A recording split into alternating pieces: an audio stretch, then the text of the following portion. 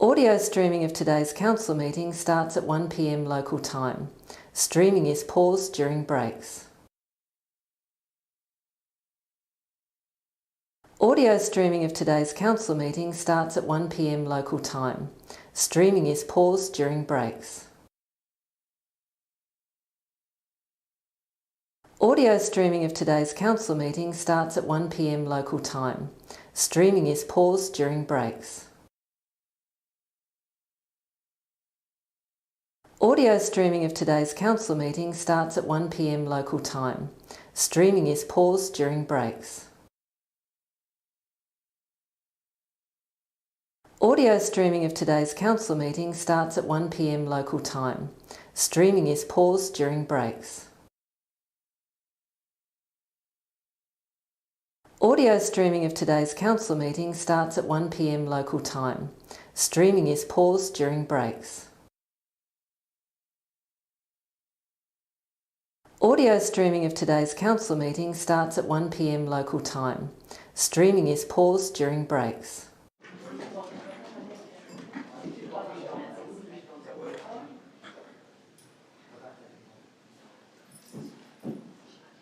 Thank you. So welcome.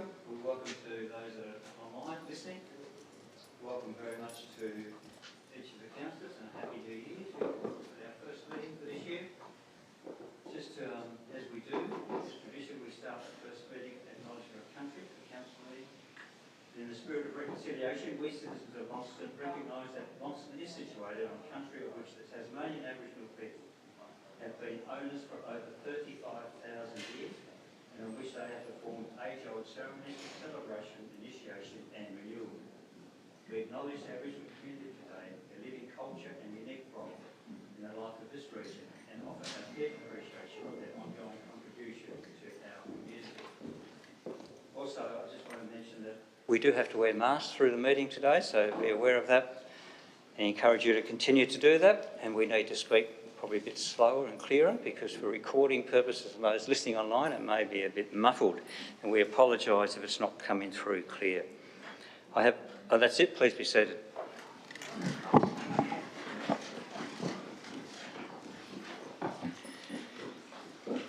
I have one apology, and that's from Councillor Cox for the meeting, and also from Councillor Dakey, who will be late.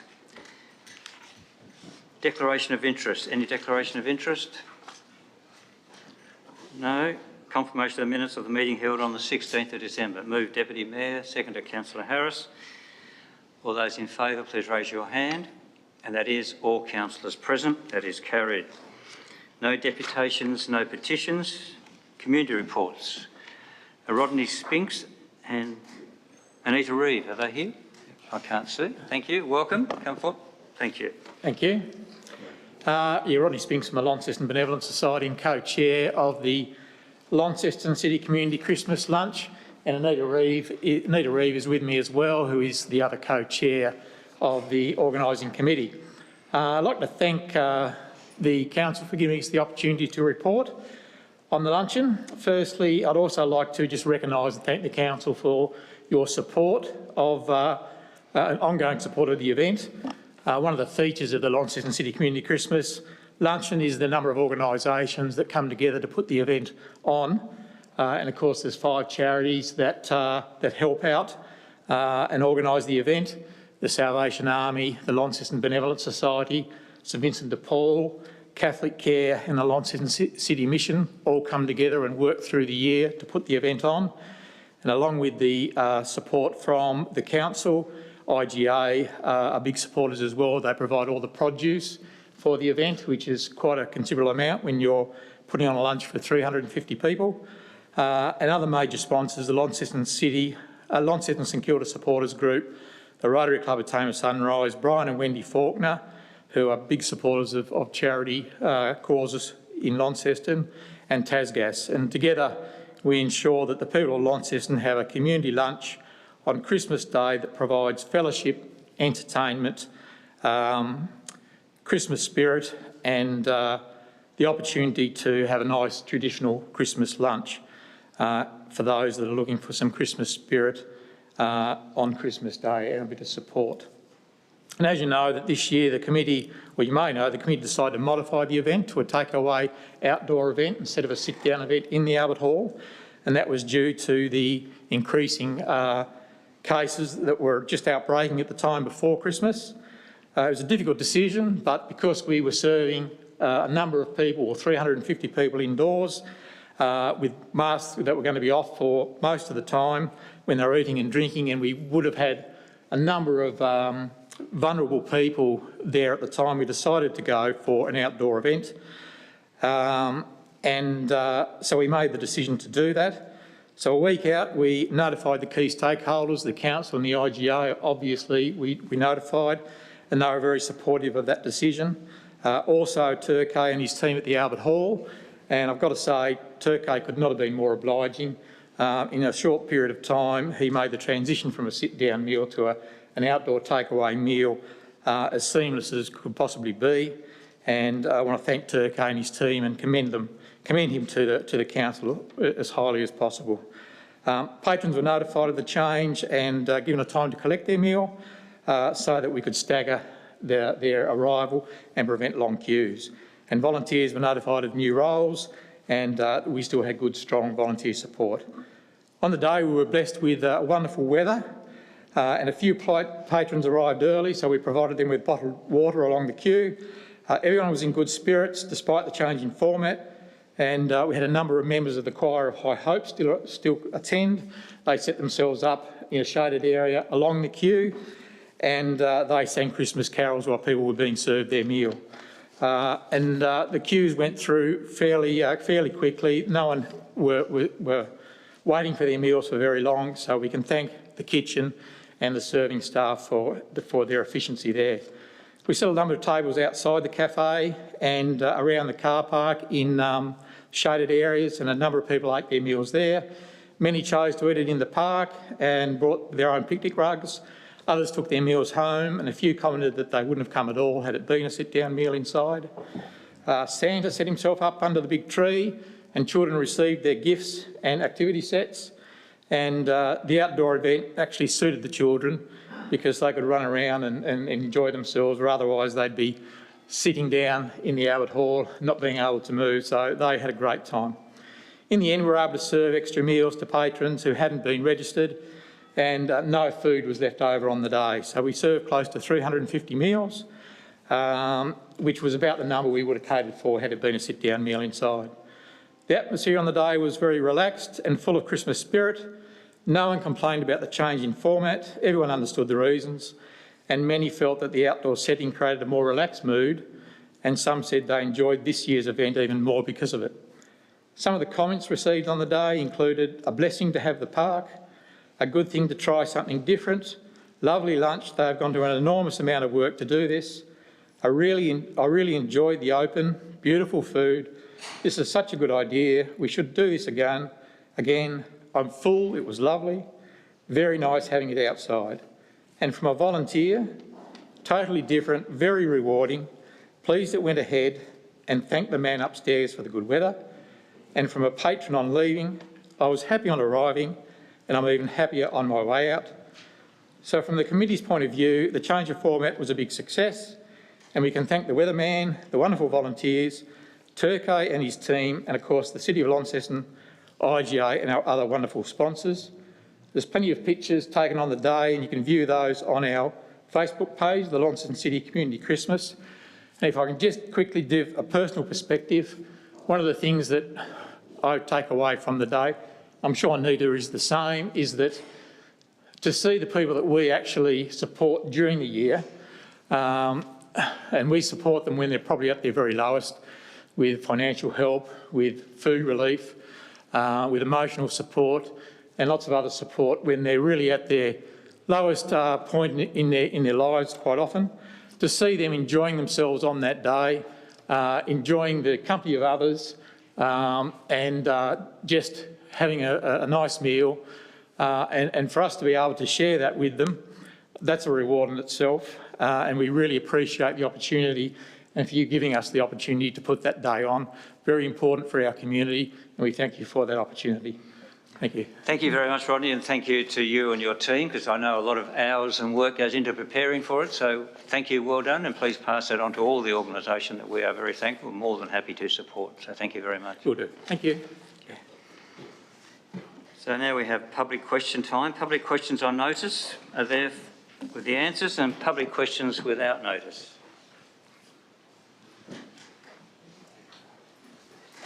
Thank you, Mr Mayor. Robin Smith on behalf of Coffee Republic, a cafe in the Brisbane Street Mall.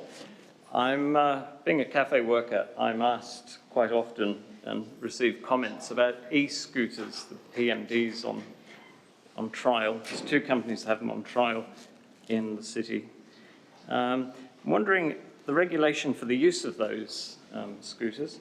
I wondered if you could clarify, and I have checked on the council's website, and it does outline some roads and pavements and speeds, etc., and then it does refer you on to the scooter companies themselves, or PMD companies, whatever they're called. I'm wondering, I'm particularly interested in the area of the city bounded, as we have, with the no scooter symbols, as you know, which is Patterson, George, York and Charles.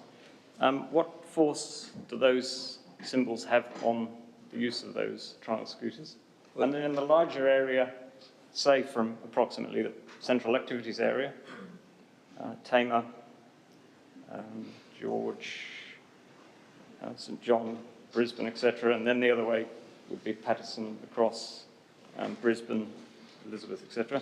Those roads and footpaths, as it stands, where could those scooters be used in that area, please? Well, the scooters can't be used in the CBD, in that area that you first mentioned, the Patterson Street, that area in there. They shouldn't be in there. They should actually switch off in that area. That's the aim of the exercise with the operators, so with the beam and...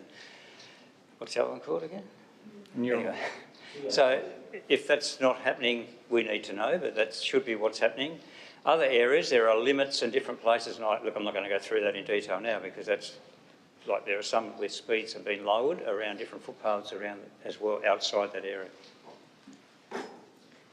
Okay, if I could describe city roads and footpaths outside of that area more generally, essentially, can they be used on the roads? Well, that's the bylaw from the state government, and what it says, you got the detail there? Who's got the detail on the bylaw? I can't speak to the detail of the state government regulations, but I can certainly provide them. They're available on the state government website. It's not local government regulation, it's set by state government, the parameters for operation.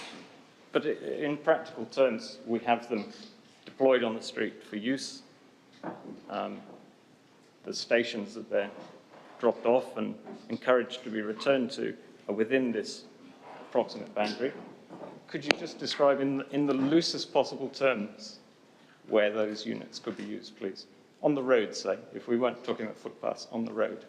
Say, bike lanes and those roads that I mentioned? It's very hard to describe it in generalist terms. The regulations prescribe roads with line markings as being excluded from being able to be used by the scooters unless a local government authority declares them under the state government regulations to be permissible. City of Launceston hasn't declared any of those areas at this point in time. We're still working our way through the trial. And your final question? Or? I just need to think about that for 1 second. So, essentially that is most roads and streets in Launceston, essentially you can't use them. If they have line markings, yes. Yeah, I can think of very few that don't have markings. Okay. So, thank you. The final question is it's 2 months into a trial. I think they give data to the council. Do you get, because I understand they're very accurate in their geo-fencing, etc., and their monitoring. Are you able to see when they report to you, I think monthly, the usage patterns and where they've actually been? Correct. Yeah, that's a monthly report, which it's only been 1 month at this stage, obviously. And we do get that report, and that is obviously something that we review, and we'll continue to work with the 2 companies to make sure they can be as efficient and safe as possible. So just so I could be precise there, the routes. So that is not just where they're picked up and dropped off, that's where they actually go. It's where they go and So how you long could the see trips, if they went up the road. how many trips and 2.5 kilometres per trip and whatever. Thank you. Any other questions from the public?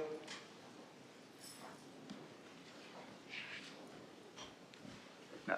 Thank you. So under the provisions of the Land Use Planning and Approvals Act of 1993, Council acts as a planning authority in regard to items included under agenda item 9. So we have 9.1 Launceston Draft Local Provision Schedule. Someone happy to move? Move Councillor Mackenzie, seconder Councillor Harris. Do you wish to speak to it, Councillor Mackenzie? I'll endeavour to, Mayor. Look, I think we've had a workshop on this, and clearly there are representations, I think 56 pages of them, I think in total, which cover a really wide band of things. I guess the important thing to note is that this now goes on to the Planning Commission, and the Planning Commission gets to review the representations and determine whether they take them further, despite whatever recommendations we might make as a council.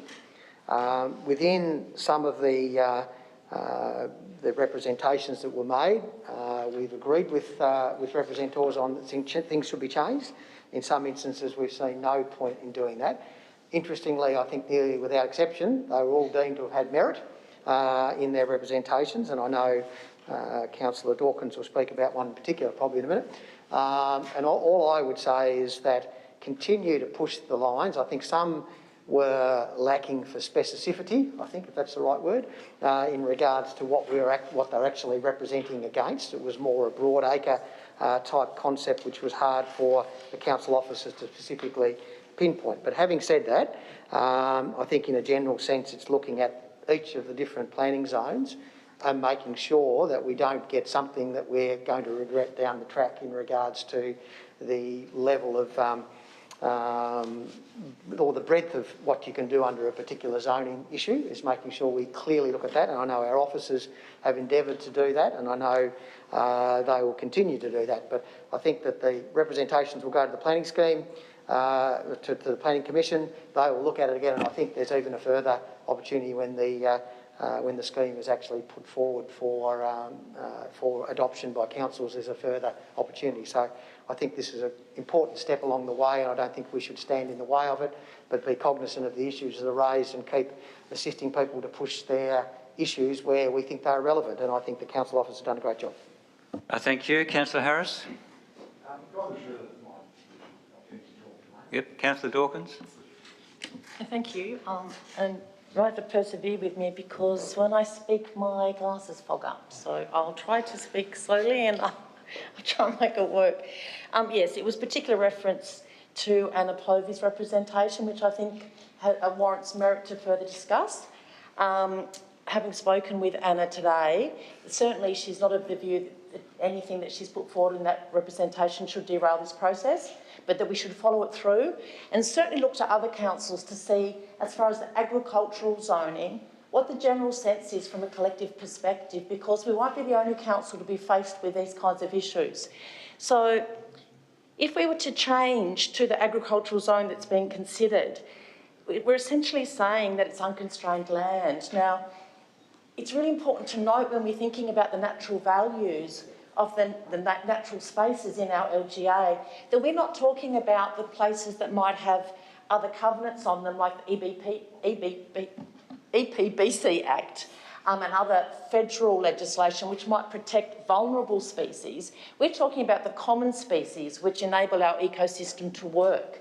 So if we think about between here and, say, Lilydale, where there's a whole range of native vegetation that's home to native animals as well as native species, how absolutely vital that is to our ecosystem. Under the agricultural zoning, you could clear that land at 15% per year under state legislation, which would mean that that land could be cleared completely within a number of years. Now, in the past, I think, as Anna pointed out, that land has not been deemed arable land and has not been farmed because it's not of high value in that sense.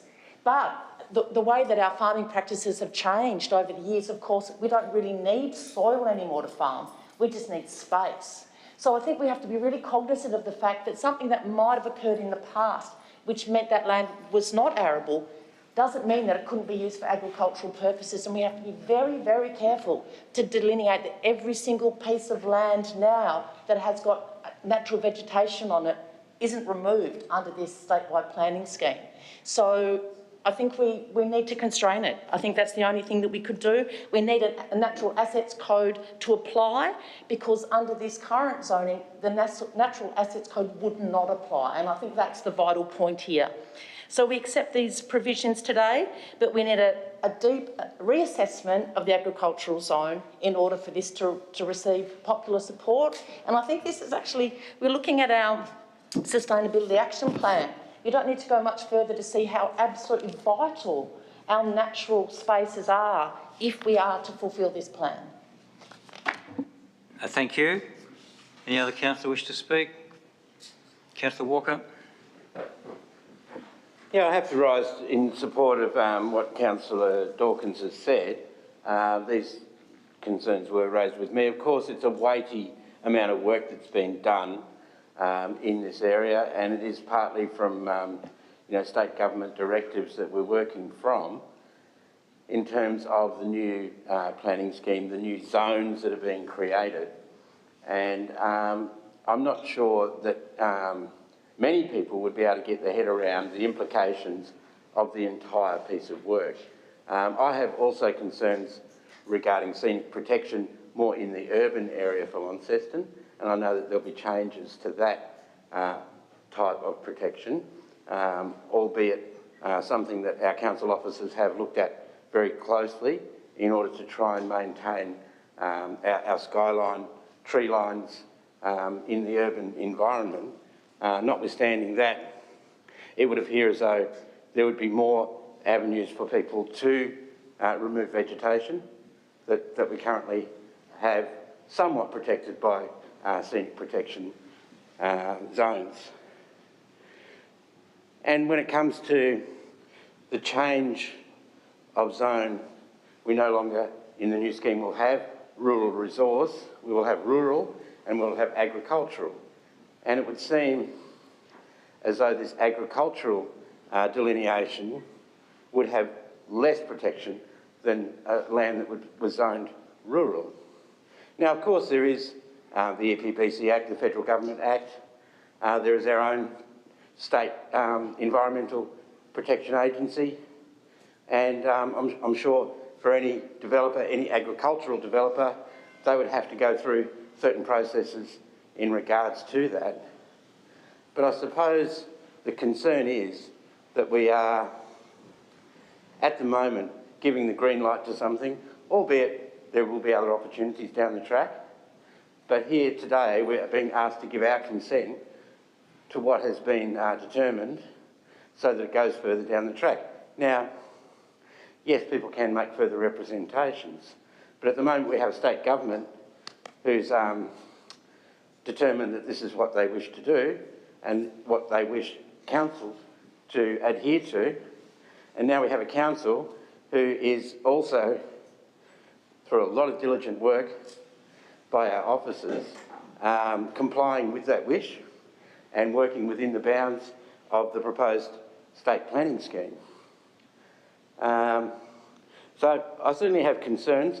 I'll be the first to admit I don't fully understand the implications, and I would challenge anyone else, to say that they do. Now, is that a reason to not proceed at this stage? I'm not sure. I would like to think that there, it would be, perhaps the CEO can answer, that there is time to consider this further. I don't know the imperatives behind this process. I know it has been a long process. I would have thought that a few weeks either way is not going to make a huge difference. So if councillors will consider the possibility of not moving this today and having more time to have that discussion, then I would ask them to consider that. I'm happy to be guided by the CEO in that regard. Thank you. Is that a question or Well, question Well, from... somewhere in there I did ask the question. We don't have our council officers here. No, outside the room. We're not allowed. Okay, well, that's great. I did not know that. I was deferring Richard? to the CEO because I didn't realise that. But if the council officers could give us a timeline... Richard, you there? in regards to this item. Thank you, Richard. Could you just be clear on the question that you want asked? I tried to follow it, but I wasn't exactly sure. I was just asking, is there an imperative for this to be passed in this chamber today? And I suppose it was a bit of a mixed question because I was also asking councillors whether they would consider deferring this item, i.e. not voting to support it today, but based on your advice as to the imperative behind this item being passed today. The planning scheme is on track and public hearings are being scheduled. So if we were to delay it today, it would have flow-on impacts to the planning scheme project. I don't think there's a legal necessity that we do it today. We'd have to seek a further extension from the Commission. But, CEO wishes to comment as well. Thank you. I think what needs to be understood is that the council has no choice but to apply the provisions which have been agreed by the state government and progressively rolled out by councils around the state.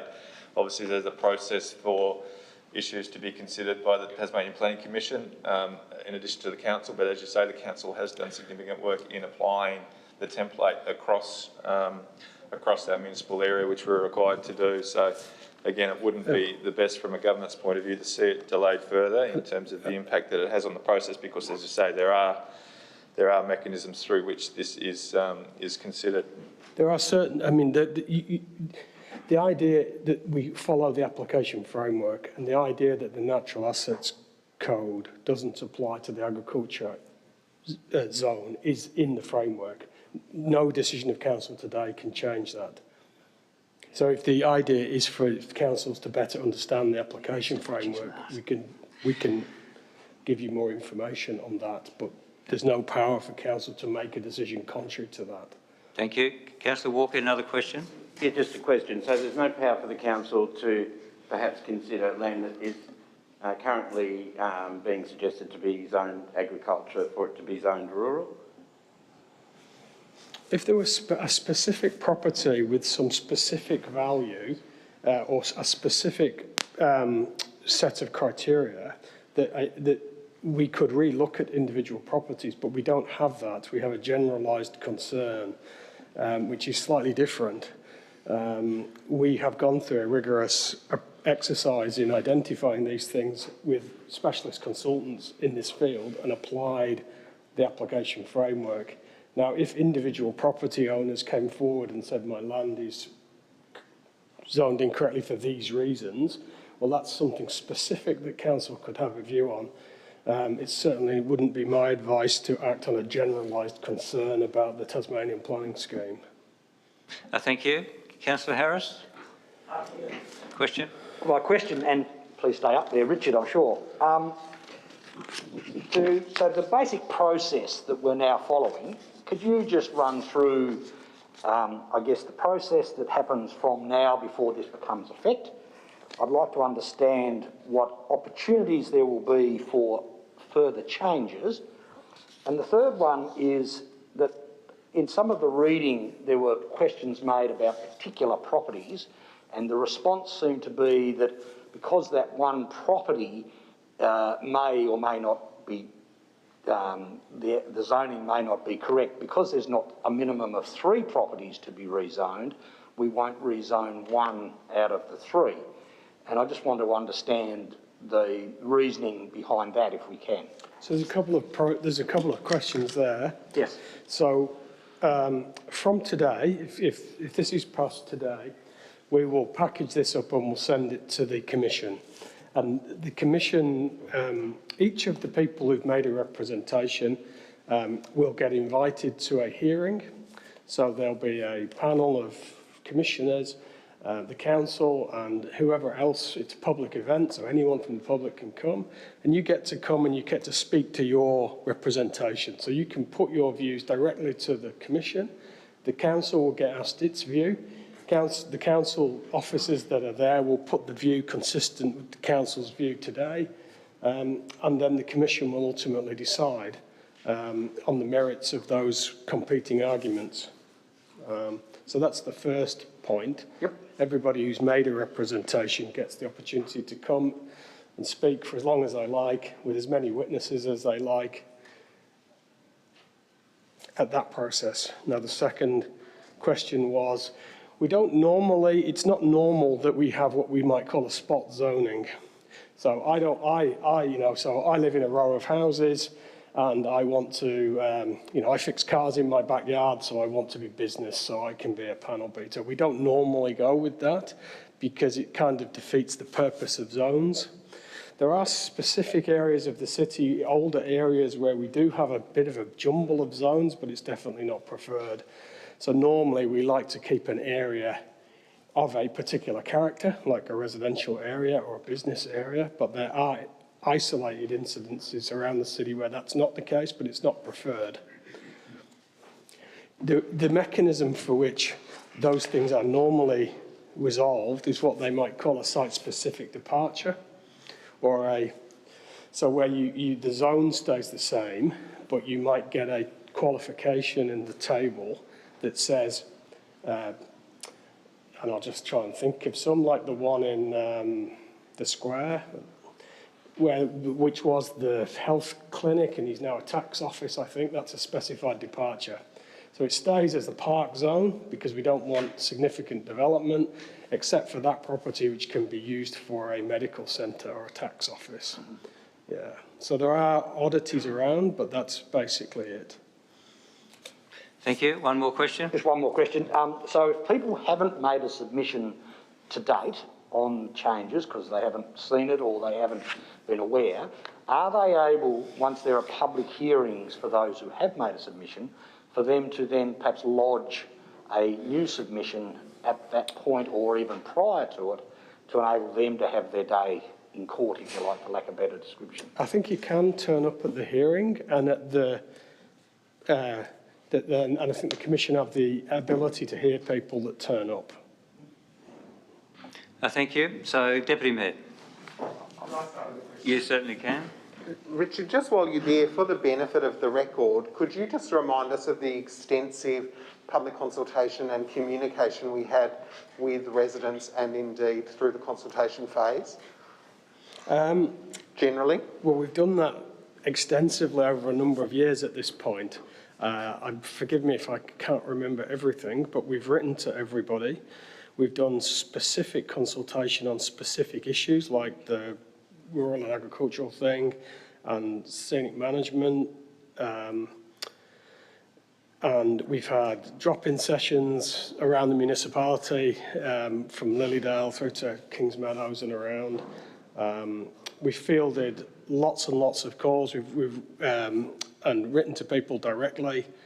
We've advertised in the paper and in other social media and other outlets. We've done Simon and the media. People have helped us with videos. So we've done everything that we can possibly do over a number of years to try and connect with people.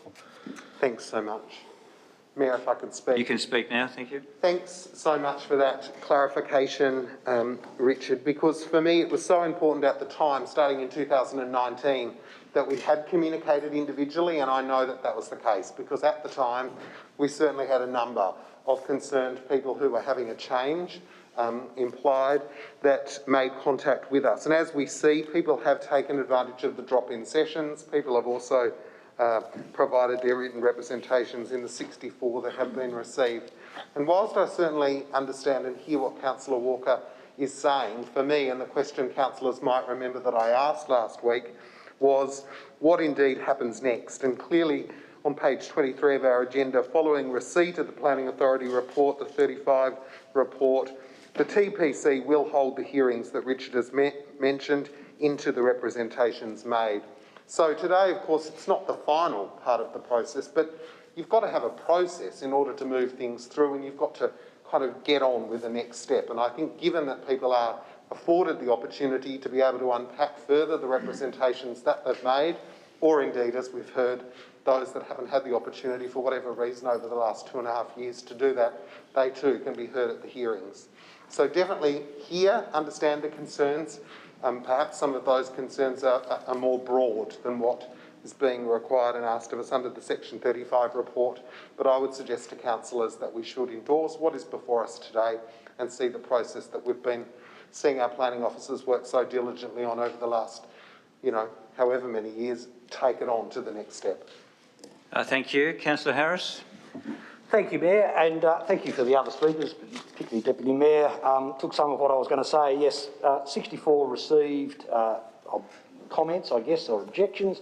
22 were agreed with and changes were made, leaving just 42 where perhaps there was no modification required, perhaps because what was actually being suggested or talked about wasn't part of the planning scheme. So to me, we have gone through a very rigorous process to get to this point.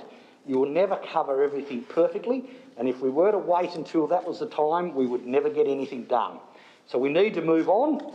It does allow others to have their day in court, if you like, to raise their particular issues, and I would encourage anyone listening out there, if there is anyone out there listening today, that they can in fact still do that, and they now have their time to prepare it. But it's time for us to send this off to the planning area in Hobart for them to then continue the process from there. So I'm very happy to support the motion today. Thank you.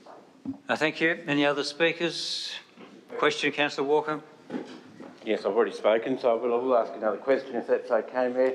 Just in regards to the protections afforded to agricultural land, would it be fair to categorise that those protections are less than the protections currently afforded to rural resource land?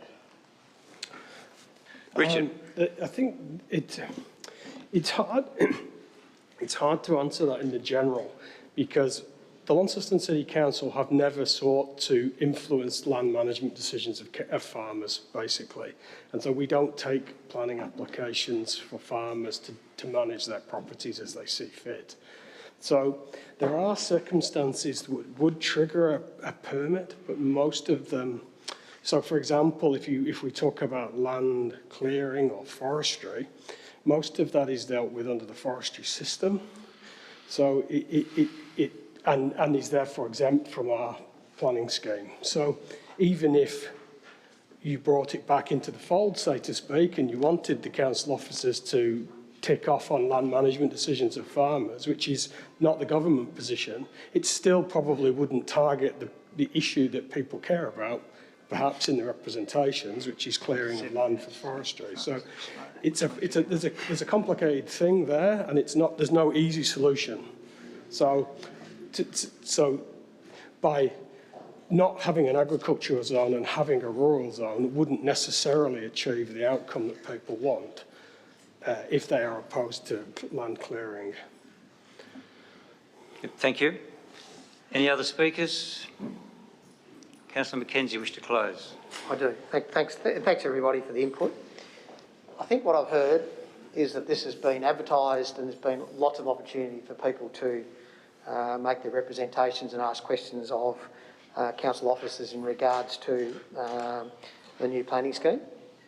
There are some that have represented that we actually didn't give them enough time and didn't give them enough warning. So I guess the reality of it is they'll have a chance to push that case if they wish to do that at the planning scheme. So the next step is what we've got here. These matters will go onto the planning scheme, the Planning Commission, and it'll come with a representation. It'll come with the representation's reasons for putting forward their representations, and it'll then come with the officers' comments in relation to whether they support or otherwise those particular representations.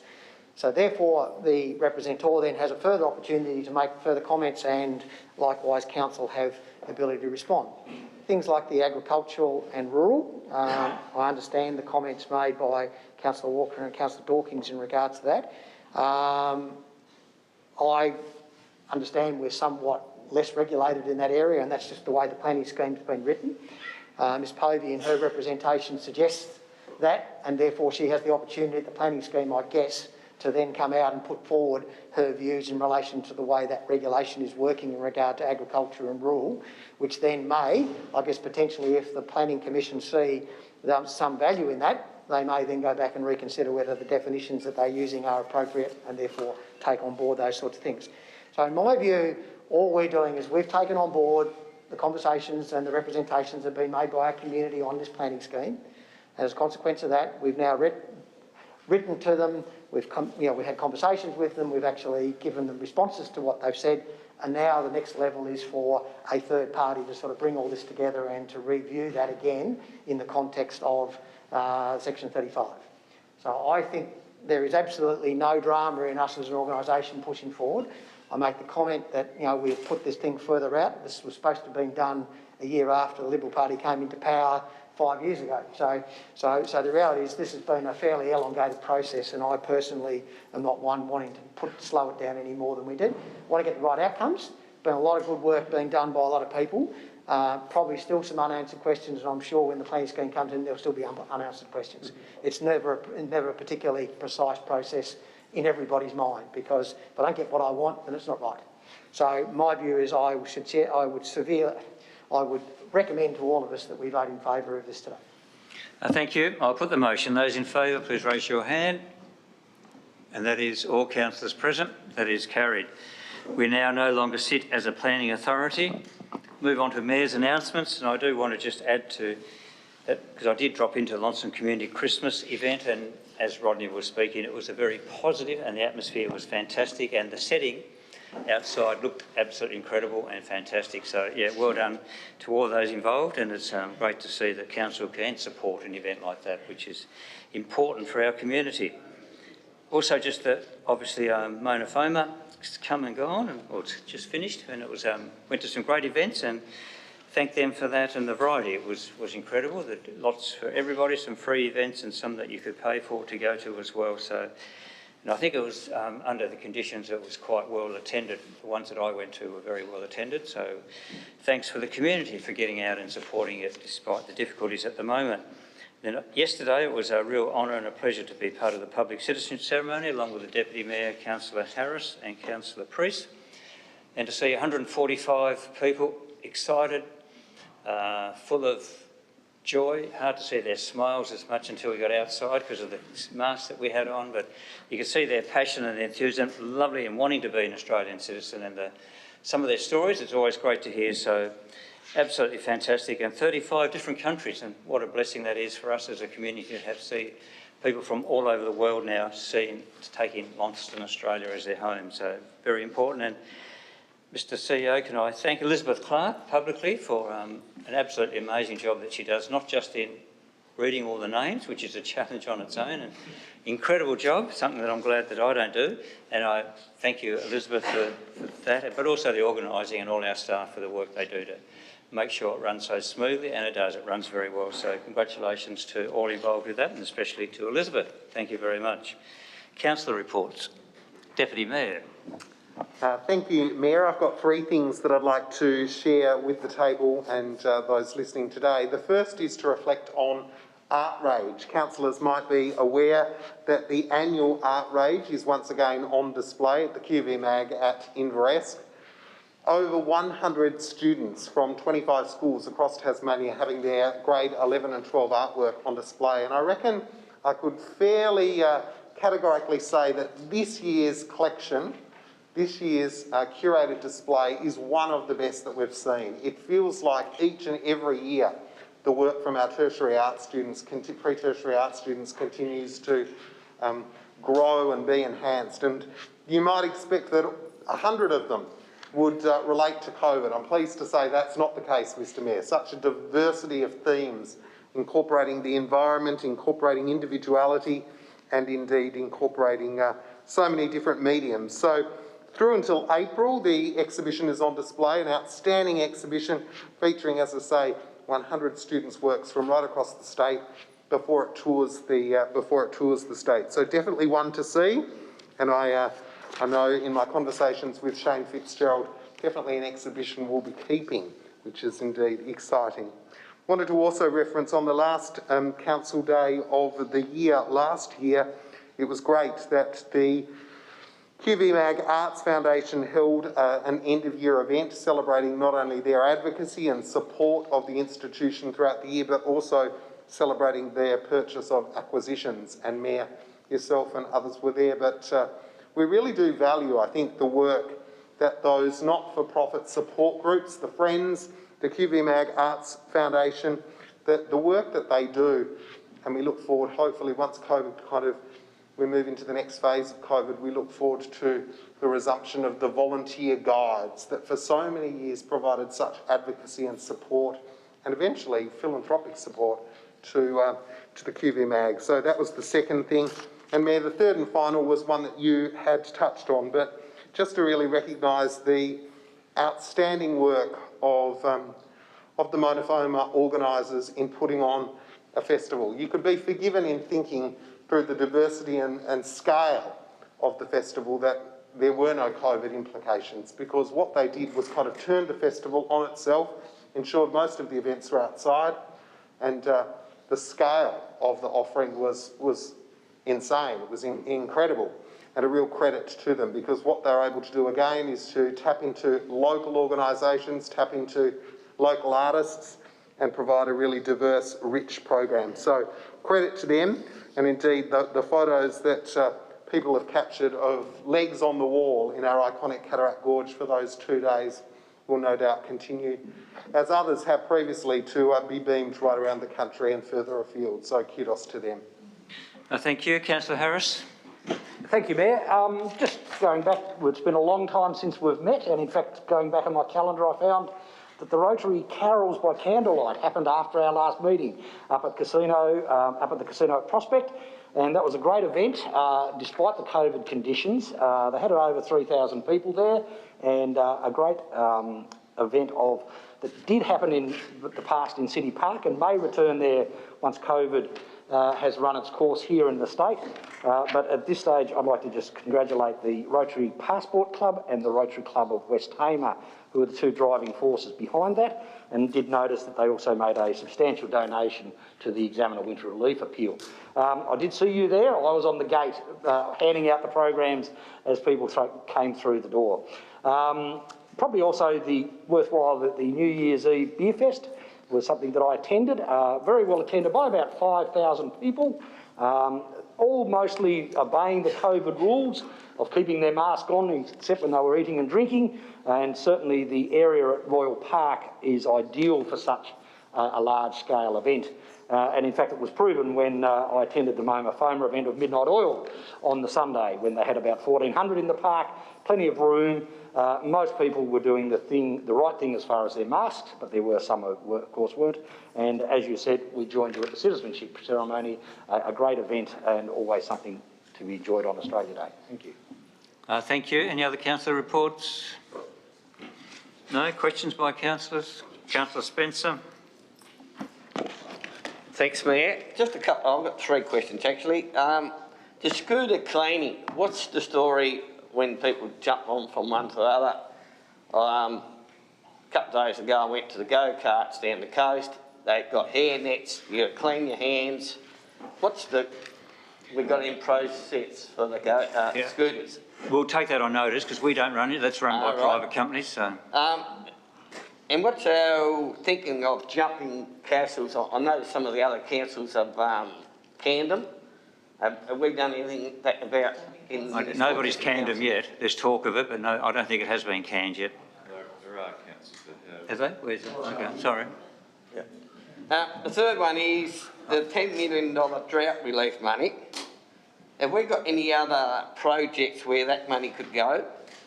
I've got the application here where it says you can only apply for this where you confirm that you have the authority of the land or infrastructure project.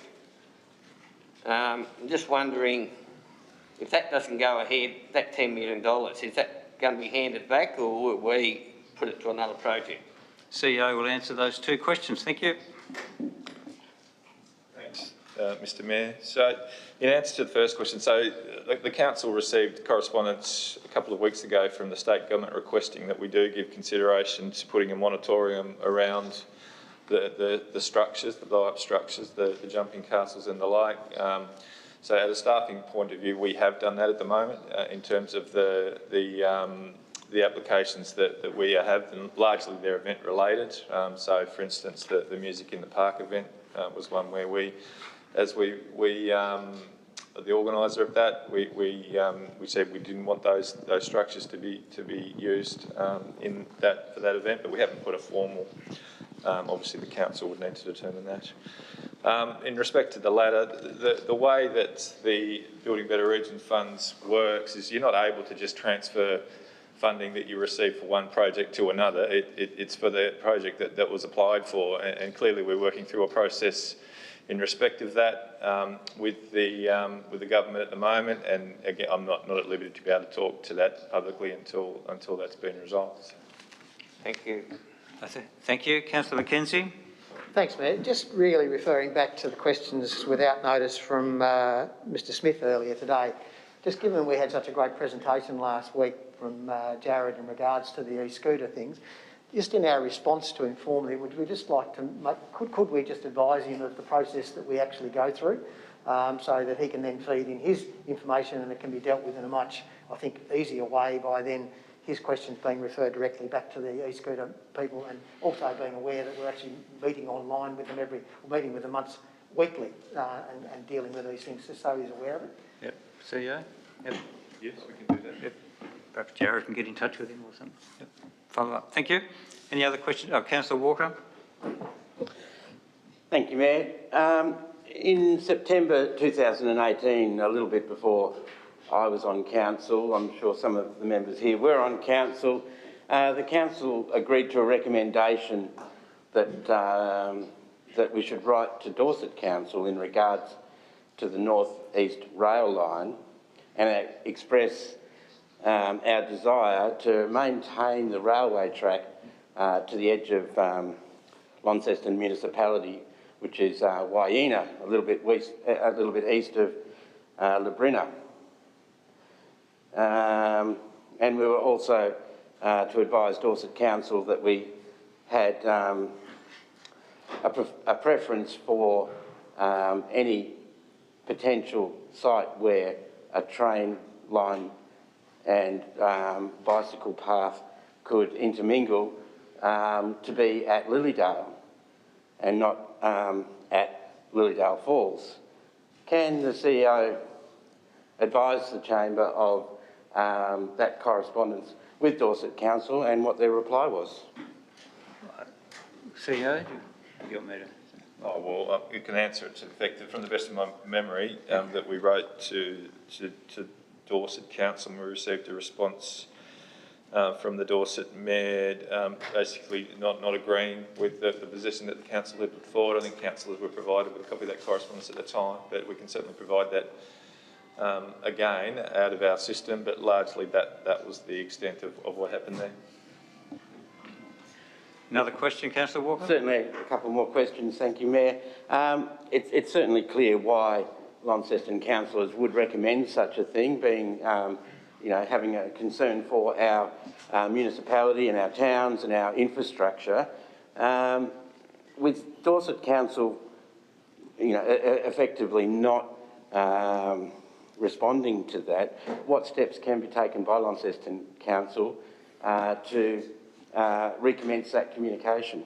They did respond, and they didn't agree with us, but they are working with the state government and the decision the state government and the upper house have made to proceed along a different line. Well, with bearing that in mind, thank you, Mayor. How can Launceston Council effectively work with Dorset Council if we don't have, if we don't see eye to eye in regards to the preferred outcomes, and there seems to be little or minimal communication in regards to achieving those? Yeah, but we made a suggestion to Dorset at our preferred. We didn't say that we're going to die in the ditch over it or anything like that, but we preferred it to be that way. But now we've obviously realised that the government has made a decision, the upper house have made their decision, and we need to just follow along with that, and that's the way we've gone. Thank you. Any other questions from councillors? Tender Review Committee. Someone happy to move the Tender Review Committee? Move Councillor Mackenzie, seconded Councillor Spencer.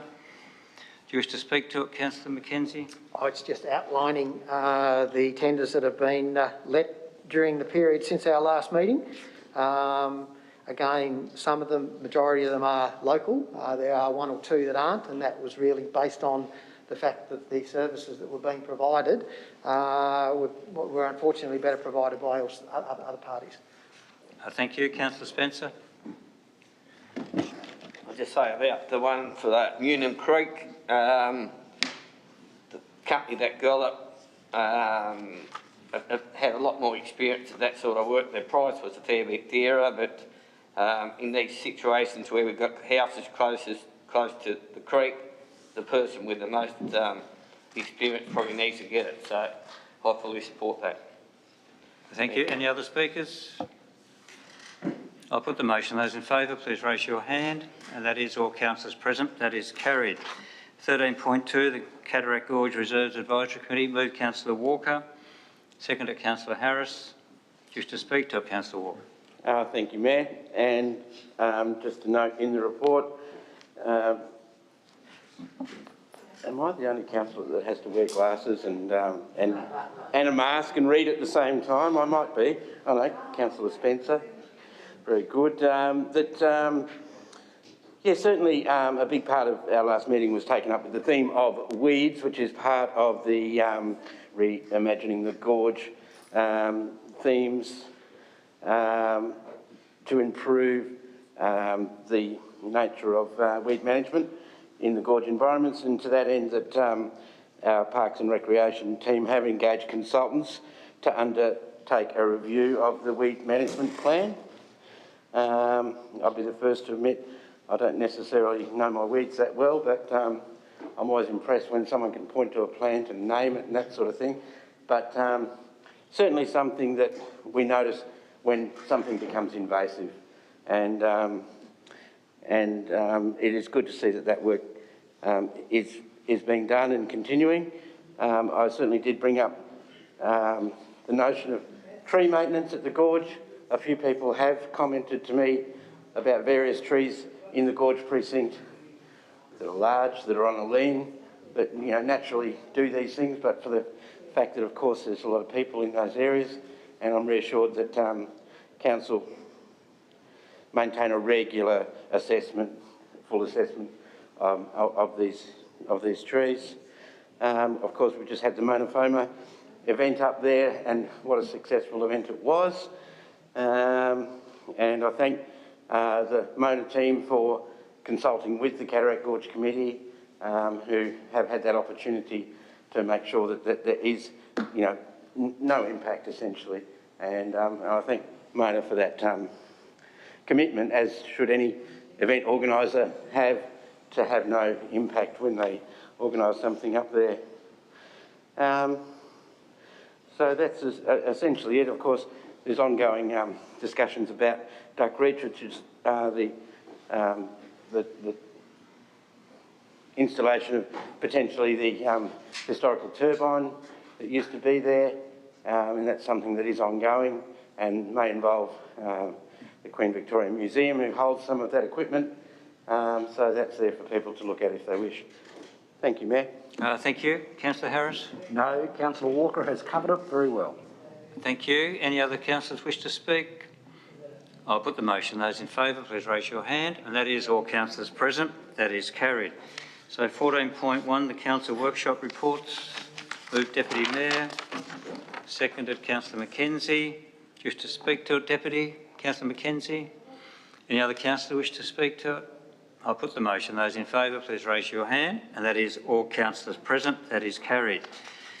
Then we move on to 15.1. Notice a motion from Councillor Walker. Move Councillor Walker as is. Seconded Councillor Soward. Do you wish to speak to it, Councillor Walker?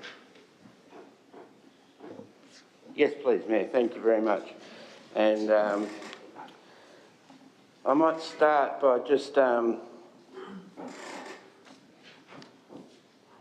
from getting myself organised, quoting from our State Premier from his press release from yesterday. January the 26th, where he says that the health and safety of Tasmanians have been our #1 priority since day one of this pandemic, and this will continue as we transition to living with COVID-19. And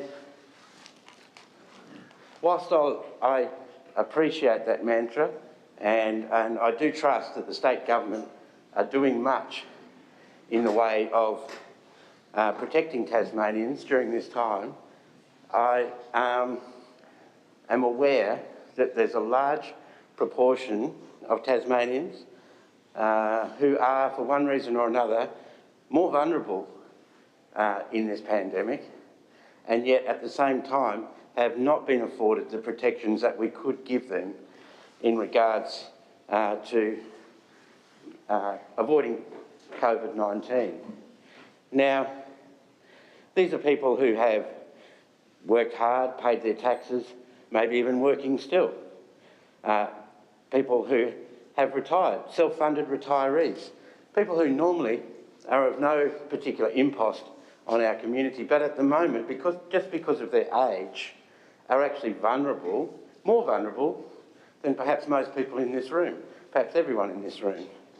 Now, it's through no fault of their own. It's something that we said from the start of this pandemic was we would protect our most vulnerable people. And as it transpires, some of our most vulnerable people are not being offered any services that are additional that do help to protect them. You imagine someone who is aged, who maybe doesn't have their own transport, maybe doesn't use a mobile phone, doesn't use a computer. They have to go under their own steam, perhaps on public transport, to fend for themselves out in the community, try and find a mask perhaps, try and find a test, try and find other resources that they might need, hand sanitizer, things like that, going from shop to shop, as we've probably all done, finding out that they no longer stock them. They're actually putting themselves at higher risk by doing that. So what this motion suggests, and I hope that this council will support, is writing to the Premier and to the state government and ask them to extend the services that they have rightfully offered and given to those who are having to isolate because they are COVID positive or they're a close contact of someone who is COVID positive, to extend those particular services initially to those who are having to isolate because they don't want to get COVID. Now look, I'm still young enough to think that if I did get COVID, I would probably be okay. I might be wrong, I might not be here in 2 weeks, but I hope that I will be. But I know, as probably most of you know, I'm now administrating a Facebook page of over 50,000 Tasmanians who are communicating this to me. I know that there are a lot of people who don't think the same way as I do about their current predicament in this community. They are concerned. It's not about them losing their head. It's not about them panicking or fear-mongering. They're genuinely concerned for their health, quite understandably. So what I'm asking today, and I'm extremely hopeful that other councillors agree, is that we ask, in a general sense, for the Premier to extend those services to those people who need them most, and to do it by way of a voluntary register, rather than just doing it to all people who we might think are vulnerable, to ask Tasmanians, not just Tasmanians who've got a mobile phone, or Tasmanians who know how to access, websites and things like that, but to all Tasmanians, to make it easy for them to put their hand up, to put themselves forward and say, yeah, I do need a bit of help. I do need a bit of help because I'm looking after my immunocompromised partner who's getting chemotherapy. And if I expose myself to COVID, I might kill my partner. Yeah, thank you. Your time's up. Do you need an extension? A short one, please, Mayor. Move Councillor Mackenzie, second the Deputy Mayor. All those in favour? That's all. Thank you. Vote for my own extension there. Always happens just when I'm in the middle of my flow here, but essentially there are so many individual examples of these people. And it may be sometimes something that you didn't even realise. Someone who's got a child, who's living with a disability, who's also immunocompromised. Now, I know there are some services that are being offered. I know that for those people who are on government benefits, having a healthcare card has given them certain opportunities. I see that our new Australian of the Year has asked for free rat tests for all people living with a disability. And it was such a great thing to do as one of his first gestures as Australian of the Year. So now I'm asking that we write to the state government and take that initial step. I don't want to be too prescriptive about what it is the state government does. I just want the state government to understand that there are those people in need, and if they have that option, to put their name forward, whether it be for an N95 mask, whether it be for help with food delivery, help with an online shopping order. It might be a really simple thing, and sometimes needs can be more complex. But if the Premier says that his number one priority is looking after the health and welfare of all Tasmanians, then this is what he must do. Thank you. Councillor Soward. Thanks, Mr Mayor, and I commend Councillor Walker on bringing this forward today. There's an old saying that the sign of a good community is how it cares for its most vulnerable. And I think in what Councillor Walker is suggesting here in his notice of motion, that he certainly heads down that track. I think it's also really, really important to note that vulnerable, as Councillor Walker's touched on, does mean a lot of different things. And in the space of a pandemic, it can mean it involves different people at different times, because people are affected differently with the examples that he gave. One of the things, Mr Mayor, I guess if there's a good thing about a pandemic, is that where we're located in the world, in the scheme of how the pandemic's unfolded, we can learn from what's happened in other jurisdictions in other parts of the world, but also particularly what's gone on in mainland Australia. And I think in this notice of motion, as again Councillor Walker's talked about, and I think the CEO in his remarks has touched on, the state government has worked very diligently and has managed some things very well in terms of how Tasmanians have dealt with this pandemic. However, vulnerable again, one of the things that we see in a pandemic or in a disaster or in an extreme situation, those people who suffer the most are those who are most vulnerable. And they're not always things that we think of straight off the bat. I remember, as we all do, as we've worked our way through this pandemic, one of the things that was an issue for a while, which this council got on the front foot with, was something as simple as internet access. We have Wi-Fi places around the city where people can jump on their phone. Now, we mightn't have thought that was a big deal a while ago, but you needed it to check in at places and access data, for instance, off the coronavirus website. Mr Mayor, the people in this room and those that we work closely with, by and large, have the wherewithal to find those things out. Many who are vulnerable perhaps don't. So I think that Councillor Walker's notice of motion will play a key role in getting our Premier and our state government to see this and to extend those services as it's mentioned there. One of the things, Mr Mayor, in preparing for today, and obviously just through day to day looking at the news and what's going on in other states and other jurisdictions, where I've seen groups or bodies do something similar to what Councillor Walker's suggesting today, one of the disappointing things I've seen, which I know our Premier won't do, is the initial response is like a media release.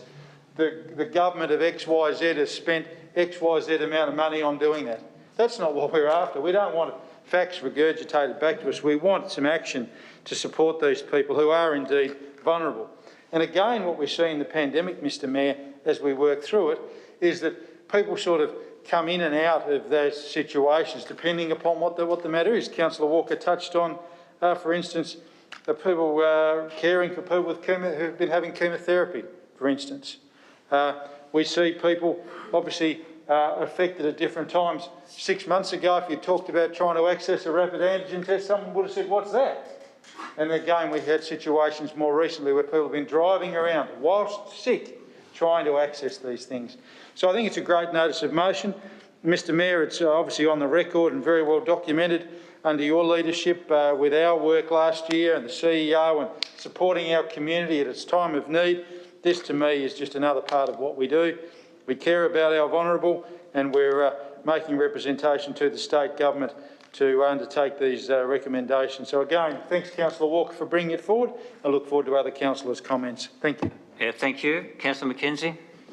Thanks. I too rise to support the motion and thank Councillor Walker for bringing it together. I guess we live in a society where things are changing rapidly. COVID's come and governments have had to implement things at great speed. And I would sort of defy anybody to say the implementation from any state or federal government or even any jurisdiction in the world has been perfect in this state. So I think what you've brought forward is just another way we can actually help influence better outcomes. Immediately jump to mind and say, okay, register. How do you register in anything these days? You usually do it online. So there are a number of practical implications of getting to those vulnerable people and how we can actually get to all of them, because they all have different mediums of how they actually receive information. Doesn't mean we shouldn't try. So I support the motion. I mean, I think my personal view is I think the government have done a pretty good job in regards to the way they've dealt COVID through this state. I mean, I've read things in the paper where they think opening the borders was a terrible thing to do. One day we actually have to actually do that. So I think the way that's been managed, did we know that we'd run out of rat tests and maybe there's some things we could have done better in regards to some of those things. But the vulnerable people in our community are the ones who are most likely to suffer as a result of some glitch in the system. So I think that the notion that's been put forward by Councillor Walker just goes a long way. It's not an accusatory way. It's saying we're seeing this, we're just asking you to look and think about things in a different way and seeing if there's a better way for us to actually engage with those people who are vulnerable in our community. So provided it's going back with a suggestion, this is all we're asking them to do, and I see this as actually a very positive step. It's something our council should do. Thank you. Deputy Mayor. Thanks, Mayor. I rise to also support the motion, and I think what Councillor Mackenzie has said is absolutely the tone. I'm supporting the motion, noting that parts 1, parts 2 are commonly and generally understood principles by which I absolutely believe the government of the day have undertaken all of their work in the space. So it's in no way am I supporting this motion because I believe that hasn't occurred, and I believe the spirit of the motion isn't like that either. It's simply providing a context to where point 3 of the motion goes. I'm supporting point 3 because I know in the early days of the pandemic, the northern suburbs, community centres, were the perfect example of what this type of register could be. They were spending their time and resources literally telephoning and checking in on the clients, on the families that they work with each and every day in the northern suburbs, finding out what it was that they needed, finding out if they had enough meals, finding out how they were coping, how their mental health was going. And I believe that there are mechanisms very quickly and easily that the government could employ, such as those requested in point 3 of this motion, to work with a number of people who already work in this space to be able to check in, as Councillor Walker said, voluntarily, to enable people to put themselves onto a permanent vulnerable persons register. I make the point very clearly, I think the government have done an outstanding job, and in supporting this motion, I'm only value adding to what we can continue to do to see all people in our community best catered for and best dealt with. I don't and hope the intent of the motion is not political, because I would be disappointed if that was the case. Why I'm supporting Councillor Walker's motion is because I believe, like me, he is interested in ensuring that every person in our community, whether they have access to technology or not, whether they have access to a rat test or not, is catered for now and into the future. And it's on that premise, on that tone, without the politics, that I'll be supporting it today. Thank you, Deputy. Councillor Dawkins. Thank you, Mayor. Yes, I too support this motion and the intent. It's been a couple of years now and we have been making comments around this for some of that time, saying that we really can't identify exactly who in our community might not have the support they need. But of course, during that time, state health services around the country have gone code brown in many instances. They've attempted to keep up with their workload and haven't been able to. Now, we're probably only in the same situation because our elective wait list during this time has gone up to 19.3% of people aren't getting their elective surgeries in the first year. Next state down, New South Wales at around 11.4. I mean, we're winning that race pretty easily, and that really concerns me. So already we've got a group of people who are waiting for elective surgery just to do basic things, be able to go for a walk, do some of the things that we all enjoy every day. So whilst it's not political for me, I'm not a member of a political party and I don't particularly espouse to any colour at the moment, but I do think that part of the reason why we are giving the state government a leave pass is because they have dropped the ball on some pretty basic services that they should have been delivering through this time, and in fact produced a bigger vulnerable community than we had at the beginning of the pandemic because of the elective waitlist time blowout. So, you know, we've got people in aged care facilities around Tasmania now locked in, who've been locked in for weeks. We have a workforce who are expected to work for very little money and really be vilified. An aged care minister who chooses to go to a sporting event rather than face up to a COVID inquiry. It is political. You know, we expect better from our leaders during this time. So whilst Omicron has been a gift in some ways, that it hasn't produced the same outcomes as Delta did, it's not over yet. We've got a long, long way to go. And I do believe that this government and the federal government have failed vulnerable people. The least we can do is write to them and tell them that they should do more. Thank you. Any other councillors wish to speak? Councillor Harris, a question? Yes, perhaps some questions that Councillor Walker may or may not be able to answer. Whenever something like this is, you know, put to us, I sit and consider what is it it's asking someone to do, and I just wonder whether you've given any thought, Councillor Walker, to some of the, I guess, logical questions of, you know, and Councillor Mackenzie touched on it. Who will be on this list? How would they get on the list? Is it self-nomination? Is it a doctor's referral? You know, who's going to be responsible for maintaining such a list? And how will people who no longer need to be on the list be removed? They may move into aged care or something similar, so hence no longer need to be on a vulnerable persons list because they're now in a very controlled environment. Where will the list live? How will it be accessed? And who will access this list? And what controls will the users have who access the list be subject to? Because the list, one assumes, may include name, address, their reason for being on it, their phone call, phone details, and would make a very good prospecting list if in fact I was a in-home care provider. You're only asking a question at this stage. These are all questions, yep. And I will throw it to Councillor Walker if he's given consideration to these questions in framing of this motion, because it is something that is an outcome of what you are asking, and sometimes that has to be considered. I'll speak to it once I hear the response. Yep, Councillor Walker. Oh, I get to answer the questions for a change. Look, I'll certainly have put thought into that, and obviously you have too. I'm sure, you know, anyone who thinks about the idea would put some thought into that, and it has been suggested to me. I didn't want the motion to be so prescriptive as to, you know, try and form policy to a, you know, a fine point and get, you know, stuck in the reeds, so to speak. I think that the state government's more than capable of coming up with a way that could be managed. We're talking about a voluntary thing where people can put themselves on and take themselves off.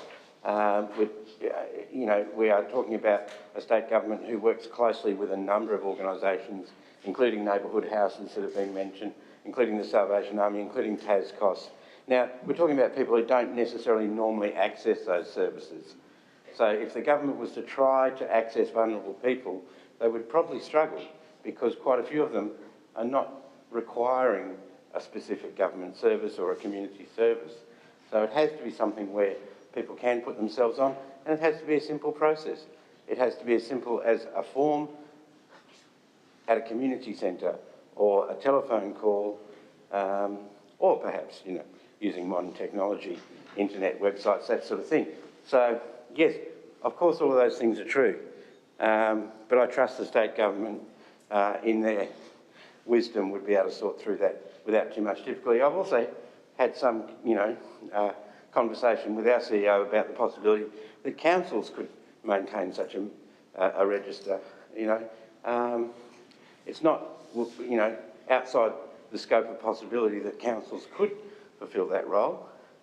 But the initial step, for it to be a Tasmania-wide thing, it has to be the state government. Thank you. Any others, Councillor Spencer? Yes, I will be fully supporting this. I'm in a situation with my father. He's 91 years old. He needs more support than what I can give him. He's losing his eyesight. He's got cataracts. 6 to 8 weeks to get him treated. He's going deaf, can't drive, and to get to services, he's relying on me. To wait 6 and 8 weeks, I think the government could do more to bring up voluntary people like him for more help, because just the waiting time is the problem. So I think I will fully support it. Thank you. Thank you, Councillor Harris. Yeah, thank you, Mayor, and thank you, Councillor Walker, for your responses. Yes, the more that I thought about it, as you said, the more difficult it can be for those who have to draw it up. However, I will be supporting your motion because I do think that has some great merit, and in fact some of the others of councillors have given their own examples, and having worked in the aged care industry, I do understand that those people who are vulnerable may not be getting any other particular in-house services and therefore appear on anyone else's list. And so I do hope that the state government do take up this particular suggestion, and that they do, in fact, think about how the list can be used and make sure that it has appropriate levels of security, as well as the ability to deliver what is actually required from the list, and that is to help our most vulnerable people, and particularly those who may well be outside the known vulnerable people. And that, to me, is the main difference. Someone such as Councillor Spencer's father may well be on someone's in-home care roster, so therefore he is known. But someone who might be in that exact example but living with his wife and therefore she does all the running around, as others have said, is not known to the actual industry but is still just as vulnerable and has just as many problems if the wife goes into town and is shopping around and all that sort of thing and bringing COVID back into the home. So I do commend Councillor Walker for his motion here today, and look forward to supporting it. Thank you. Any other councillors wish to speak? Councillor Priest. Thank you, Mayor. I would just like to say that I support Councillor Walker's notice of motion. When I read the notice of motion, I was concerned that it wasn't prescriptive enough. I think that it's quite an open request to the Premier. I think it could be a little bit more specific in what is put to him. I understand that we don't want to tie it into anything political. I think there's agencies that would like the opportunity to perhaps have input into such a letter to the Premier. Not only the most vulnerable people that we think that are vulnerable at this very instant, but as Councillor Dawkins has mentioned in regard to people on waiting lists, I think that not only the people on waiting lists are vulnerable, but it's people that are maintaining and looking after those waiting lists and serving our community in our health industries. I think it would be important to get some input from the Health Community Service Union as what they would like to be put forward in a letter. Some of our other community groups, I think that would be of great value to have that input before we write the letter, just to have a little bit more input. Thank you. Thank you. Any other speakers? Councillor Walker, wish to close? Thank you, Mayor. let's hope the pandemic gets better, you know, by all means, let's hope, but let's plan for the worst. You know, Tasmania is a state that has a greater proportion of older people. But it also is a very tight, supportive community. And people, especially the more regional areas you live, probably anywhere in Australia, the more likely that people will care for each other, and they know that someone's living alone, and they know that someone needs help with their lawns, whatever it might be. We live in an age, in a more urbanised environment, where you don't even know your next door neighbour. You don't even know necessarily whether they are suffering for want of something that could be provided to them if someone knew about it. And that's the problem that we have here, because people who are otherwise perfectly healthy in a non-pandemic state, who may be aged, who may be even immunocompromised, but otherwise healthy, are now vulnerable. And we need to know who they are, and we need to offer more assistance to them. You know, it might be the case that it's something that if, and I agree with Councillor Priest that we could have those conversations with health providers. You know, already the government interacts with the Salvation Army, with TASCOS, with Advocacy Tasmania, and no doubt with the Health Service, in order to provide some of the services that they are providing for people who need it at the moment, people who find themselves a close contact or actually infected with COVID.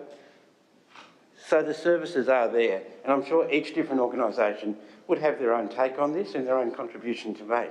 So I suppose I didn't want to go too far down that path, as much as I would like something like this to be endorsed by a health organisation or a care organisation. That's up to the government at the moment. If the government, you know, and I can't sort of predict what they might do, but if, you know, down the track the government was to do this, I'm sure there'd be no shortage of services that are already provided that could be incorporated into it. And there's no shortage of ideas that would come from other organisations, and that'd be a great thing. And, you know, I'm sure all of those services, including community houses, I must say, a very important sector in our community, who also could have a big part to play in this, would have an opinion. Of course, the register's voluntary, and that's where it's not like other government programs, I suppose. It's something that is there because a person chooses to put their hand up, where they have no other direct... Excuse me, Councillor Walker, your time is up. You could finish. If I could have... Your 3 minutes, please, Mayor. Thank you. I'll put the motion. Those in favour? Oh, sorry. Oh, that motion, okay. Yeah. All those in favour of the motion? Sorry? Extending my time. You don't get extension in closing. Extension. Okay, very good. Sorry, closing you can't. So all those in favour? That's all councillors present. That is carried. Thank you. 16.1, place brand policy. Someone happy to move that? Councillor Harris, thank you. Seconded, Councillor Soward. Councillor Harris, you wish to speak to it? I will. This has been an ongoing, I guess I won't quite call it a saga, but process since 2018, before I was on council. It has gone through quite a few iterations in the time that I have been on council to finally come up with a Launceston place brand that I believe is workable. It is very unique in what it offers. It has been well researched. It's been brought about through the use of a number of outside agencies to help us understand what it can be, what Launceston means to the citizens of Launceston, but also it then enables us to have a single branding on those things that we wish, or that users may wish to apply to the council for permission to put that on there, whether it be brochures or their T-shirt or whatever. I think this has been ongoing for long enough, and I think that we could perhaps strive for something to be perfect, but we would still be here in another 20 years' time. Someone would not be happy with a particular aspect of it. but I think this is now time to move forward with the Launceston Place brand, and let's put it out there for the market to decide. There has been suggestions of reviews in certain timeframes, which I think is sensible, and really I think it's just time to get on with it. Thank you very much.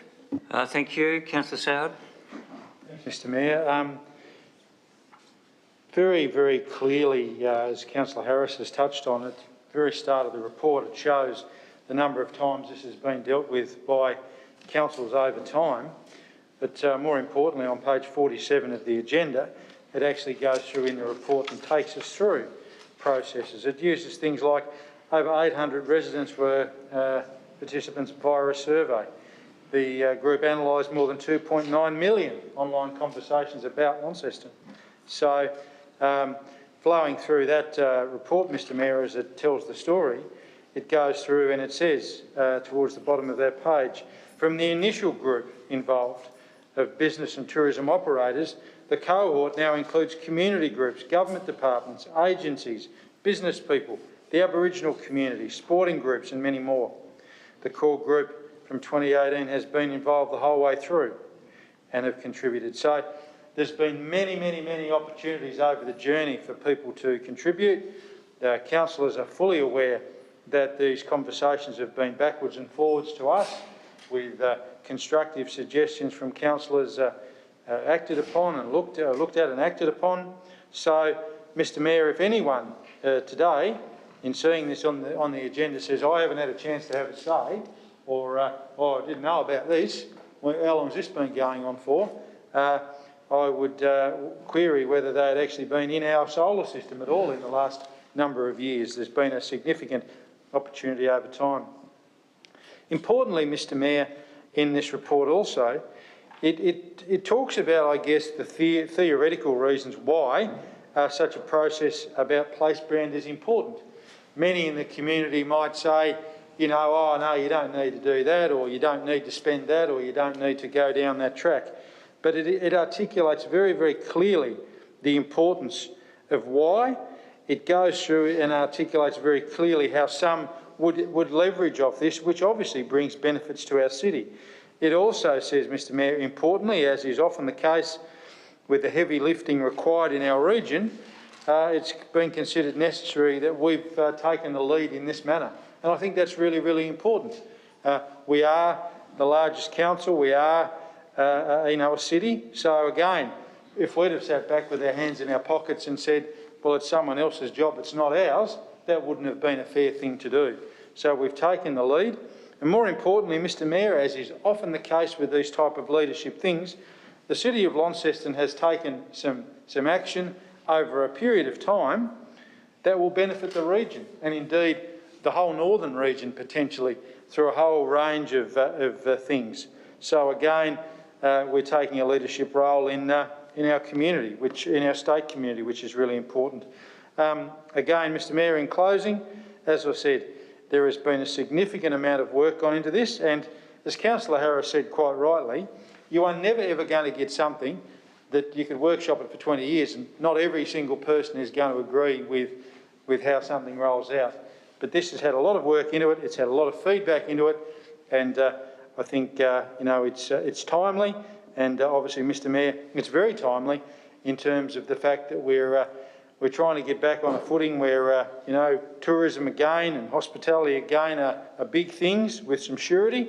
The timing's good, and I look forward to the ongoing work that goes through it, and particularly as it mentions in there, in the conclusion on page 49, it talks about annual review, but more importantly, a number of qualitative and quantitative measures have been determined to measure success, and the greatest measure, Mr Mayor, will be a revisit of the DNA research in 2028.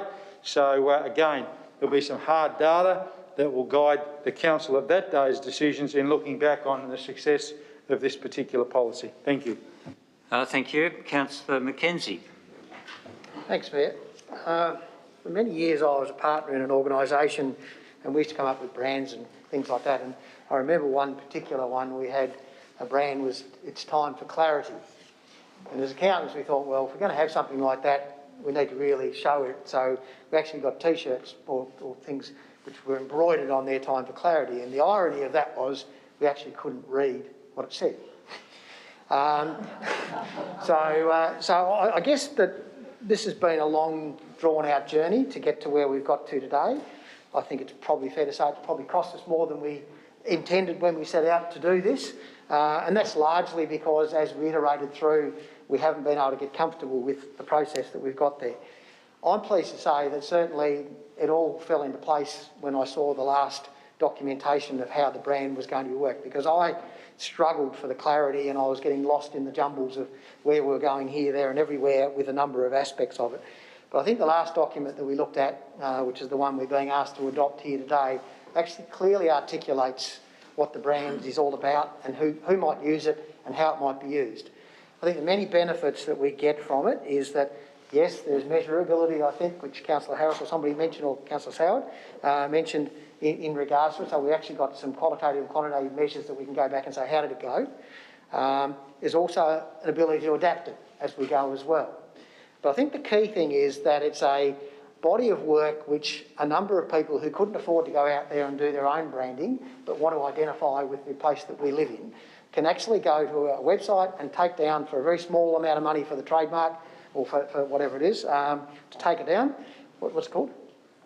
The font, that's it. To take that down and use it in their own business. So I think what we've done is we're actually using this as an enabler for the people and the smaller businesses and other enterprises in and around our great city and beyond the city boundaries, as Councillor Howard said, to be able to utilise it and be able to identify back with very little cost to them, and we can then get some consistency about what we're trying to sell in the particular aspects of what Launceston's all about.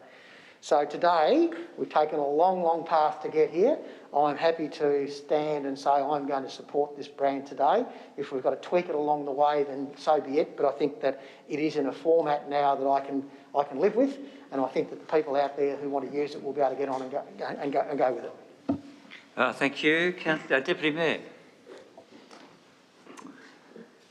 Thanks, Mayor, and thank you to all of those that have spoken before. I find myself in a situation today where I will be supporting where we have got to, and it's obvious from those that have spoken before and from our own experience that what we've got now is certainly a whole lot better than what was presented to us along the way.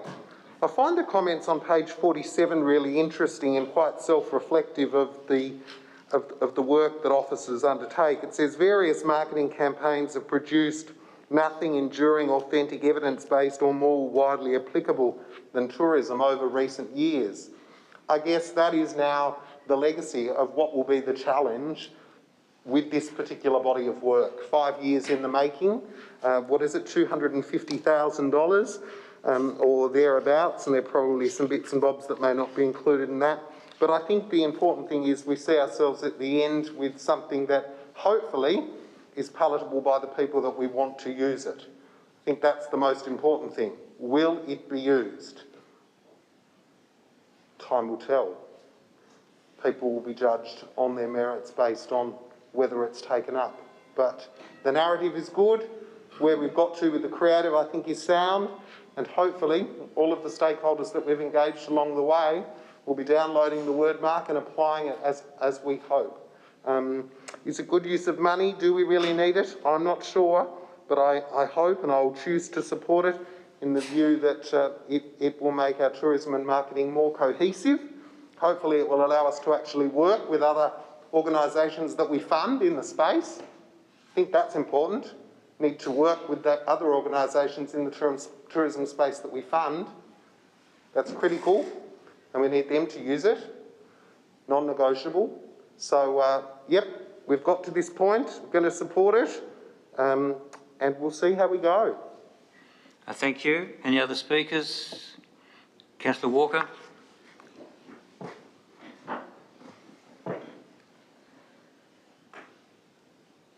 Yeah, I will be supporting it too, with some trepidation. And I know this process has gone over an extended period of time. And of course, as a city, as Tasmania's second city, largest regional city, we need to find ways forward to promote ourselves and to identify ourselves to to the outside world, and that's what we're doing. That's the process that we've undertaken by doing a DNA process where we look forensically at who we are and what we have to offer and how we can present that to the world. And we have done that. There is a wealth of information. There's a huge amount of work that's gone into this over an extended period of time. But what has emerged from this, and is probably something that all Launcestonians can think about, is our identity. Who are we? Is it easy to sum that up? Is it easy to identify what we stand for, what we represent? And I think you might find that it's a little bit more difficult than at first glance. We're not just the town clock, we're not just the gorge, we're not just the river. You know, so many things that you can point to, and I think this is one of the challenges of this process. And is it a challenge that we have managed to surmount? Have we succeeded? That is, of course, as other councillors have said, time will tell, but as a council, we can do more to contribute to this. This story is not necessarily over yet. During this process, I looked at other cities in the world and how they've marketed themselves. And some cities, might be like, Houston in Texas or somewhere, where they have a fairly iconic, image already to market. And I think this is one thing that we are reaching for here.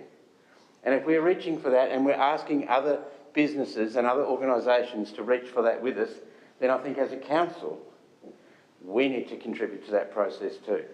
And this, obviously, I think at this stage, we just take a deep breath and we let this process go from here.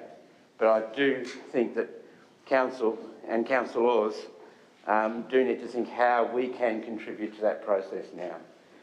Can we look at how we represent ourselves and how we represent our city and contribute to that? And I know that's another big journey that I don't want to spend another $250,000 on right now. And it's something that, again, probably different people would have different opinions about. But if we are serious about the success of this, we have to back ourselves in. And it's not about all or nothing. It's about finding what works, finding how we can develop that somewhat complex identity that we seem to, not just us, but the professionals who do this work have if not struggled, then had to work very hard to identify. And I think we can all contribute to that in that process, and the story's not over yet. But by all means, I will support this, and let's see how it goes forward over the next 12 months. Thank you, Mayor. Thank you. Any other councillors wish to speak? Councillor Harris, wish to close? Thank you, Mayor, and thank you to my fellow councillors for their contributions today. Yes, what Alderman Councillor Mackenzie said about clarity, I remember a previous manager of mine used to talk about they always want bucket loads of clarity, and I think it's so very true in everything in life. But our DNA as Launcestonians is unique. It is different to other Tasmanians. We are proud of where we come from, and this word mark of Launceston has similarities to the Tasmanian branding that we've all seen. Perhaps at the cricket, as when I was down there on a couple of weekends ago, the whole sign with just Tasmanian written across it. To have Launceston differentiating itself, but somewhat similar, I think is an outstanding outcome. It may not be perfect. I'm sure we will modify it in the future, but let's go forward with what we have today, that this is our DNA and it's something that we should be proud of why we live here, and those of us who were born here should always be very proud of that. So I'm happy to support the motion. Thank you. I'll put the motion. Those in favour, please raise your hand. And that is all councillors present. That is carried. We now move on to 18.1, Sustainability Action Plan. Moved Councillor Dawkins and seconded Councillor Soward. Do you wish to speak to it, Councillor Dawkins? Yes, please. So this document marks the next stage in our sustainability strategy. I do like the way that we move through strategies into implementation phases. It's really important that we can identify exactly what it is that we're doing. What I also really enjoy about this is that we've measured ourselves against the Sustainable Development Goals, which I know institutions around the world are doing right now, so it's amazing to be part of a global effort. We've chosen 7 of the 17 and we've measured ourselves against those in particular. Anybody who's interested, of course, can obtain one of these documents and follow through. We've said where we're doing well, where our strengths are against those 7, but also where we've got room for improvement. It's very easy, I think, for a document like this to show what a council like Launceston's is doing, but we've got to show what we've got to do better. And I think we're doing more and more of that every time a document's released. So we work through that, and then we work through into our 6 areas of advocacy and leadership, towards zero emissions, adaptation and resilience, material efficiency, recovery and optimisation, natural capital, which I touched on before. It's so incredibly important that we realise, of course, that having natural capital is vital to this Sustainability Action Plan. And then our smart assets. And there's so much of what we do, our bread and butter every day at Council, that touches upon one of those 6 areas. And laid out in the document, we can see how in each of those areas, what it is that we've done and what we're going to do. And for example, in leadership and advocacy, we touched on our all-important Cities Power Partnership. We do incredible work in the Waste Management Group, and obviously we're all looking forward to the Container Refund Scheme. We've done also very well. This marks the first month of our phase out of single-use plastic on council land and events, and I think we could all recognise that it was something that was well on the way to happening anyway, because there was no fanfare on the 1st of January because everybody had already done it, and that's fantastic. That just goes to show that something we got in early in this term of council has become absolutely normalised by activity, and I'm really hoping that the next phase will be the total phasing out of single-use plastics, and then moving into how we use soft plastics in our LGA, because there's an incredible amount, as we've touched on today, Dan, where we're talking about supermarkets and how they're moving from deli sections into non-delis where everything's now going to be wrapped. Well, the amount of soft plastics that are going to be produced, it's unbelievable. We need to include those kind of strategies to help our populations have a pathway into helping us all have a better future. So we move through those 6 areas. We touch on everything that we're doing and all the things that we want to do. We know that the towards zero emissions is going to be one of the biggest challenges for this strategy and for this implementation. It's not getting any easier. The longer we leave it, the harder it gets in actual fact. We talk about how we're going to offset carbon emissions, and, looking at some of the audits and some of the programs around the country that are offering that kind of service, it's really, really hard to say. Find out where the authenticity is in those programs, because the last thing that we want to do, if we're going to have to spend money offsetting carbon, that's got to be spent in a very targeted way that we know we're actually doing it. I think at the moment you'd be pretty hard pressed to say you knew for sure that you were spending money on an offset system that was actually delivering that. So there's still, we're at the early days, there's a lot more to do, but this document represents a way forward for us, and I urge anybody with any interest to look at it, to see what we're doing as a council and to see what they can do as a community member to support us on this, because we know the way out of this, it can't just be individuals doing their best. It's got to be every lever of every level of government using everything at their disposal to make sure that everyone in this community and our children and our grandchildren have an opportunity for the kinds of lives that we've had. Thank you. Councillor Soward. Thanks, Mr Mayor, and thanks, Councillor Dawkins, for your remarks. I won't repeat any of them, but completely agree with everything that you said. A couple of things, Mr Mayor, for me that stand out. I will expand on something that Councillor Dawkins did touch on. She referenced in her remarks the importance of the fact that we've got the United Nations Sustainable Development Goals in this document.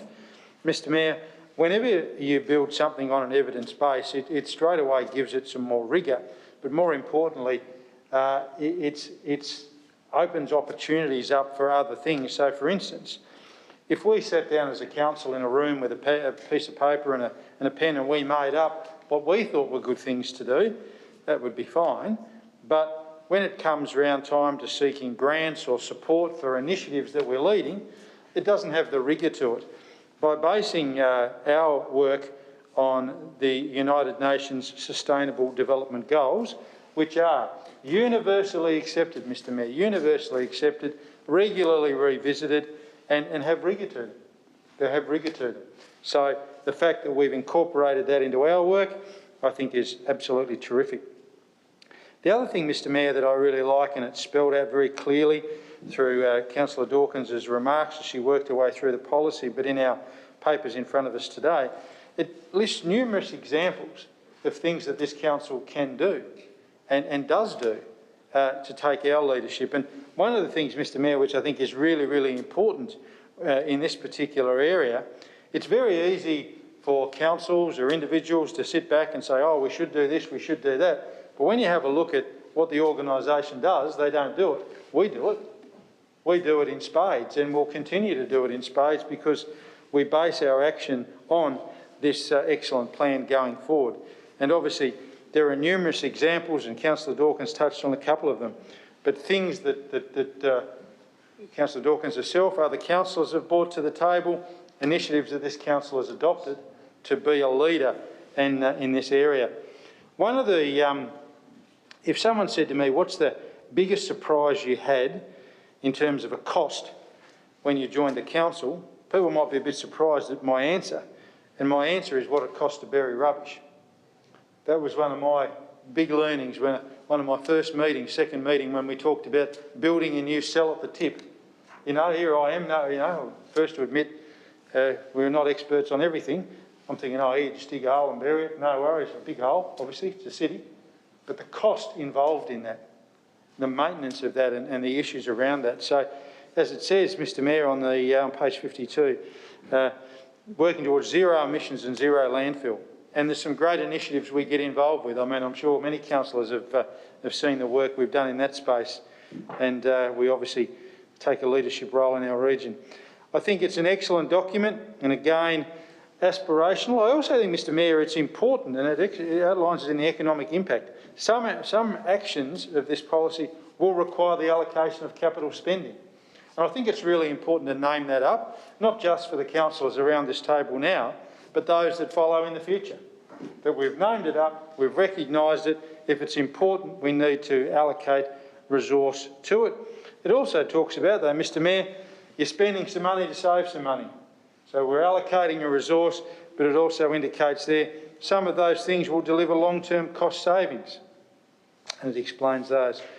It also mentions, Mr Mayor, the social impact. I won't obviously go through that, but we know it's hugely beneficial for our region, for our council area, but also for our region, and also the leadership we take on a state basis, but also things we do here are looked at on a national basis as well. So very, very happy to support it, Mr Mayor. Thank all those officers and staff and others that have been involved in its formation, and look forward to it being approved today. Thank you. Thank you. Councillor McKenzie. Thanks, Mayor, and I won't go over the document. I think Councillor Dawkins and Councillor Soward have actually articulated that well. I just really want to go to the essence of it. I'll just sit there and say, we are on the journey. We're not just paying lip service to sustainability. And what I really like is we're connecting other plans, internal and external, to this document so that we're actually bringing them all in. You know, well, I've accused us at times that we've spent money on documents that we've put in dark places and never seen again. This is not one of those.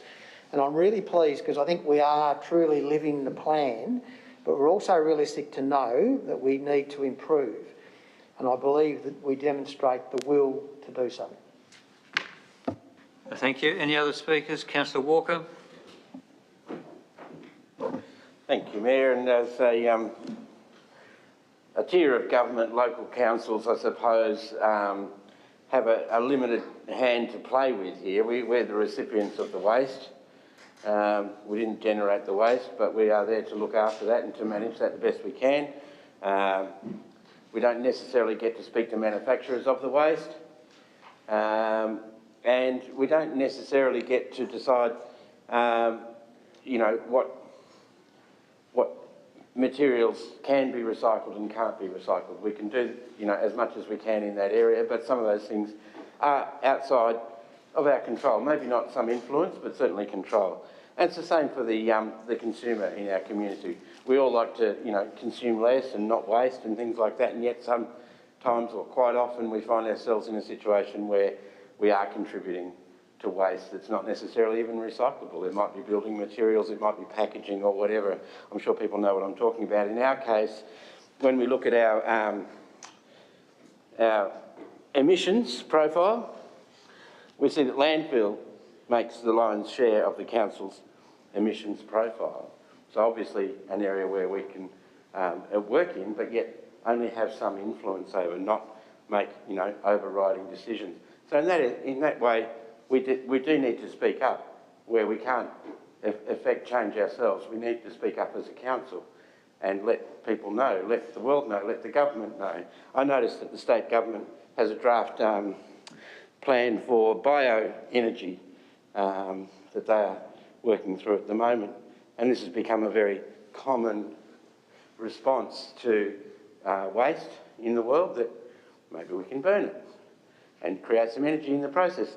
And there's some merit to that point, but there's more merit to the point of not creating the waste in the first place and cutting that cycle down to its bare minimum and saying if we don't generate the waste, we don't have to burn it and we don't have to consume it and we don't have to waste that resource in that process. I know we recycle a lot of things, and I commend the council officers, not only the ones who put together this action plan, but also our council officers and workers who work in the whole space of waste management, of recycling, and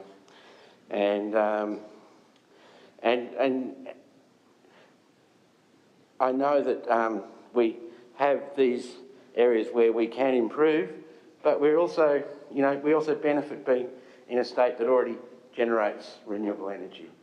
So whereas some councils perhaps are, beginning that journey, we're already a part of a community that, has for a long time done well in terms of its sustainability. But certainly lots more work to be done.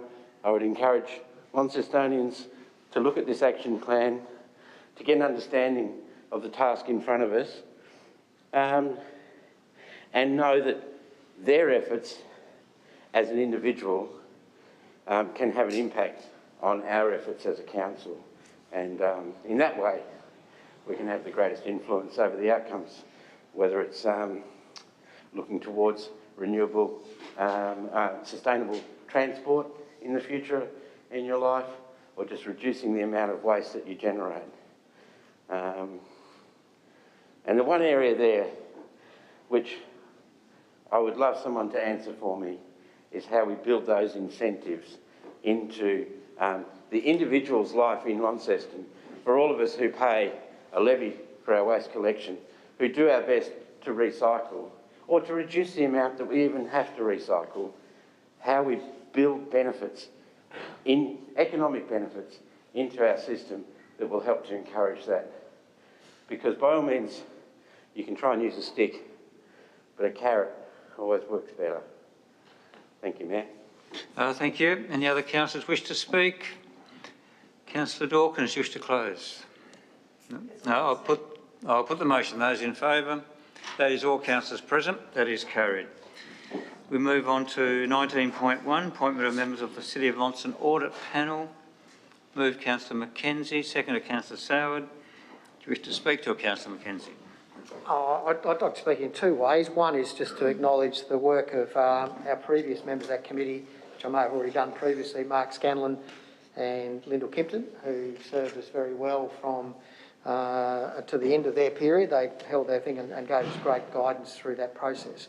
But also I'd like to acknowledge and endorse the recommendations of Rick DeSanti and Ken Clark to the audit panel. Rick I know very well, went through university with him, and he's ex-assistant auditor general, an acting auditor general of Tasmania at one stage. Ken I don't know, but comes with good credits from the North West Coast, so it gives us a bit of variance from the point of view of geographic location. and sits on the Devonport Audit Panel as well, Devonport Council Audit Panel. Thank you. Councillor Soward. Any other councillor wish to speak? I'll put the motion. Those in favour, please raise your hand. And that is all councillors present. That is carried. 19.2, State Grants Commission. Councillor Mackenzie moved. Seconded, Councillor Soward. Do you wish to speak to it, Councillor Mackenzie? Oh, I love this one. It gives us the opportunity, I think, to really demonstrate how disadvantaged Launceston really is in the scheme of things in regards to the State Grants Commission. And I know, as the CEO does, that we've represented to the State's Grant Commission commissioners. Nearly every year we tell them about the disadvantages that Launceston goes by the fact that we are a regional place and provide the majority of the regional facilities for our community. So I guess what this document actually gives us is the opportunity, under the guise of the tourism cost adjuster, to actually highlight the factors that make Launceston uniquely different, and unfortunately uniquely different, I think, to every other council in the state, because we could say, well, why isn't Hobart in the same boat? The reality is Hobart doesn't actually provide much in the way of regional facilities, because all the regional facilities that are provided there are fundamentally provided by the state government. And I think they might tip something like about $10,000 into TMAG every year, whereas the state government facilitates a significantly higher number than that, and knowing what we pay here. I think, you know, one of the great steps, and I think this is one of the things the CEO has been working very hard on, is to try and reduce the impact of the regional facilities on this city or the ratepayers of this city. And by doing the stadiums thing, it means we can carve out York Park and put that into a more statewide basis, and it's funded by the ratepayers of Tasmania rather than just the ratepayers of Launceston, and they're the people who benefit from it. Clearly, you know, QV Mag is our other big expense in relation to the costs that we are, you know, if you like, providing to the rest of the community. My sense is that whilst the ownership of the QV Mag legally is ours, I think morally and socially it actually belongs to the people of Tasmania, the collection that's there. I appreciate that the Art Society and things, who are basically the Launceston group, have provided funds for us to buy things for our collection over the journey, but largely they're there for the people of Northern and Tasmania and people from outside Tasmania to share. And I think the reality of it is we do demonstrate by the things that we do provide that we do the heavy lifting for the Northern community. I'm not blaming them for it, but I'm just making the point that we are the people that fund these things. They say we have a choice. You know, do we really have a choice on some of these things? The answer is, I'd argue, if you're a keen economic rationalist, yes, we have. We could cut it, but I think community expectation would suggest that in many of the things that we fund, we really don't have a choice, because they're the things that are expected of a community such as ours. Anyway, I think this is a good document. It sends the message back loud and clear, where we believe that we are providing resources for the whole of the Northern Tasmanian area, and therefore from the perspective of looking at whether the grants are properly formulated to reflect that. I think that is very well brought out in the document that's been put together by the authors of it, and I endorse it, or I put it forward for everybody to endorse, and I will be voting for it. Thank you. Councillor Soward. Thanks, Mr Mayor, and I totally support Councillor Mackenzie's comments. Like him, this is always one that elicits great interest from me, and I think in the paper that's before us today it spells out very, very clearly the background to this, and also provides, Mr Mayor, some fantastic examples. And it's interesting that in the agenda today, in several previous items that we've spoken to and dealt with, we've talked about the City of Launceston Council as a leader in the region. And that's something I think, not that I'd ever wish to know the thoughts of other councils or councillors, but I think people would acknowledge that, you know, as a city in the north of the state, a large city, that we are indeed a leader. But with the burden of leadership, Mr Mayor, sometimes comes a significant cost. And to use some simple examples from the excellent list on page 62 there, we know, Mr Mayor, and I reckon if we put 100 people in a room and said, is junior sport a great idea? People would say it's wonderful. Health and wellbeing, great positive mental health stuff, fantastic. We have a wonderful facility out at Churchill Park, Mr Mayor, that in recent times has undergone some significant upgrades. Why has it gone upgrades? Why has it undertaken upgrades? Because of the increased usage of it. And I know you, Mr Mayor, and other councillors have referred in their remarks to how many young people are involved in there, how many are engaged, how great it is when you go out there and you see families and young people being involved in an excellent activity. Interestingly, Mr Mayor, and I can't speak, obviously we haven't started our soccer season for 22-23, but in times past, around about, give or take, 50-55% of those participants don't live in Launceston. They live in other parts of the region. Sometimes, depending upon interest levels, Mr Mayor, as far out as Scottsdale or as Deloraine, which is great that they come in and participate at such an excellent facility. But it's the ratepayers of Launceston that put the hand in the pocket every year. They build the extra car park, they build the extra soccer field, they keep it to a great standard and make it something that people want to use. So, quite clearly, and as I said, it spells out in the list there very clearly. The other thing, Mr Mayor, which I think is really, really important in all of this, which has been articulated well in this document, it'd be very easy for some people out there critical of our position to go, oh, well, just don't do what you do. When you look through that list, and I'm going to highlight a couple of things very briefly, it talks about Riverbend Park. There are limited all abilities playgrounds in the northern region, and therefore the park services are a very important regional need. Now, Mr Mayor, as someone that was on the council, as many in this room were at the time where that planning process was undertaken, we felt it very important that that actually be an all abilities park.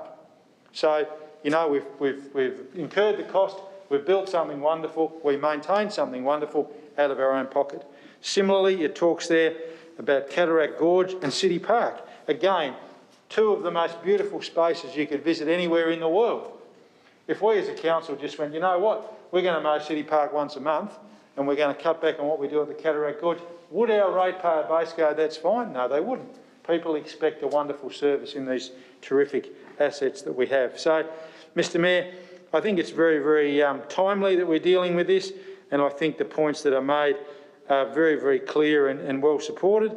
And I know that we've been arguing this case for a significant period of time, but one hopes that by making these points and providing the good evidence that we've provided, that somewhere along the way, some people making these decisions will take those things on board and readjust their thinking. Thank you. Thank you. Any other councillor wish to speak? Councillor McKenzie, wish to close? Sorry? No. I'll put the motion. Those in favour?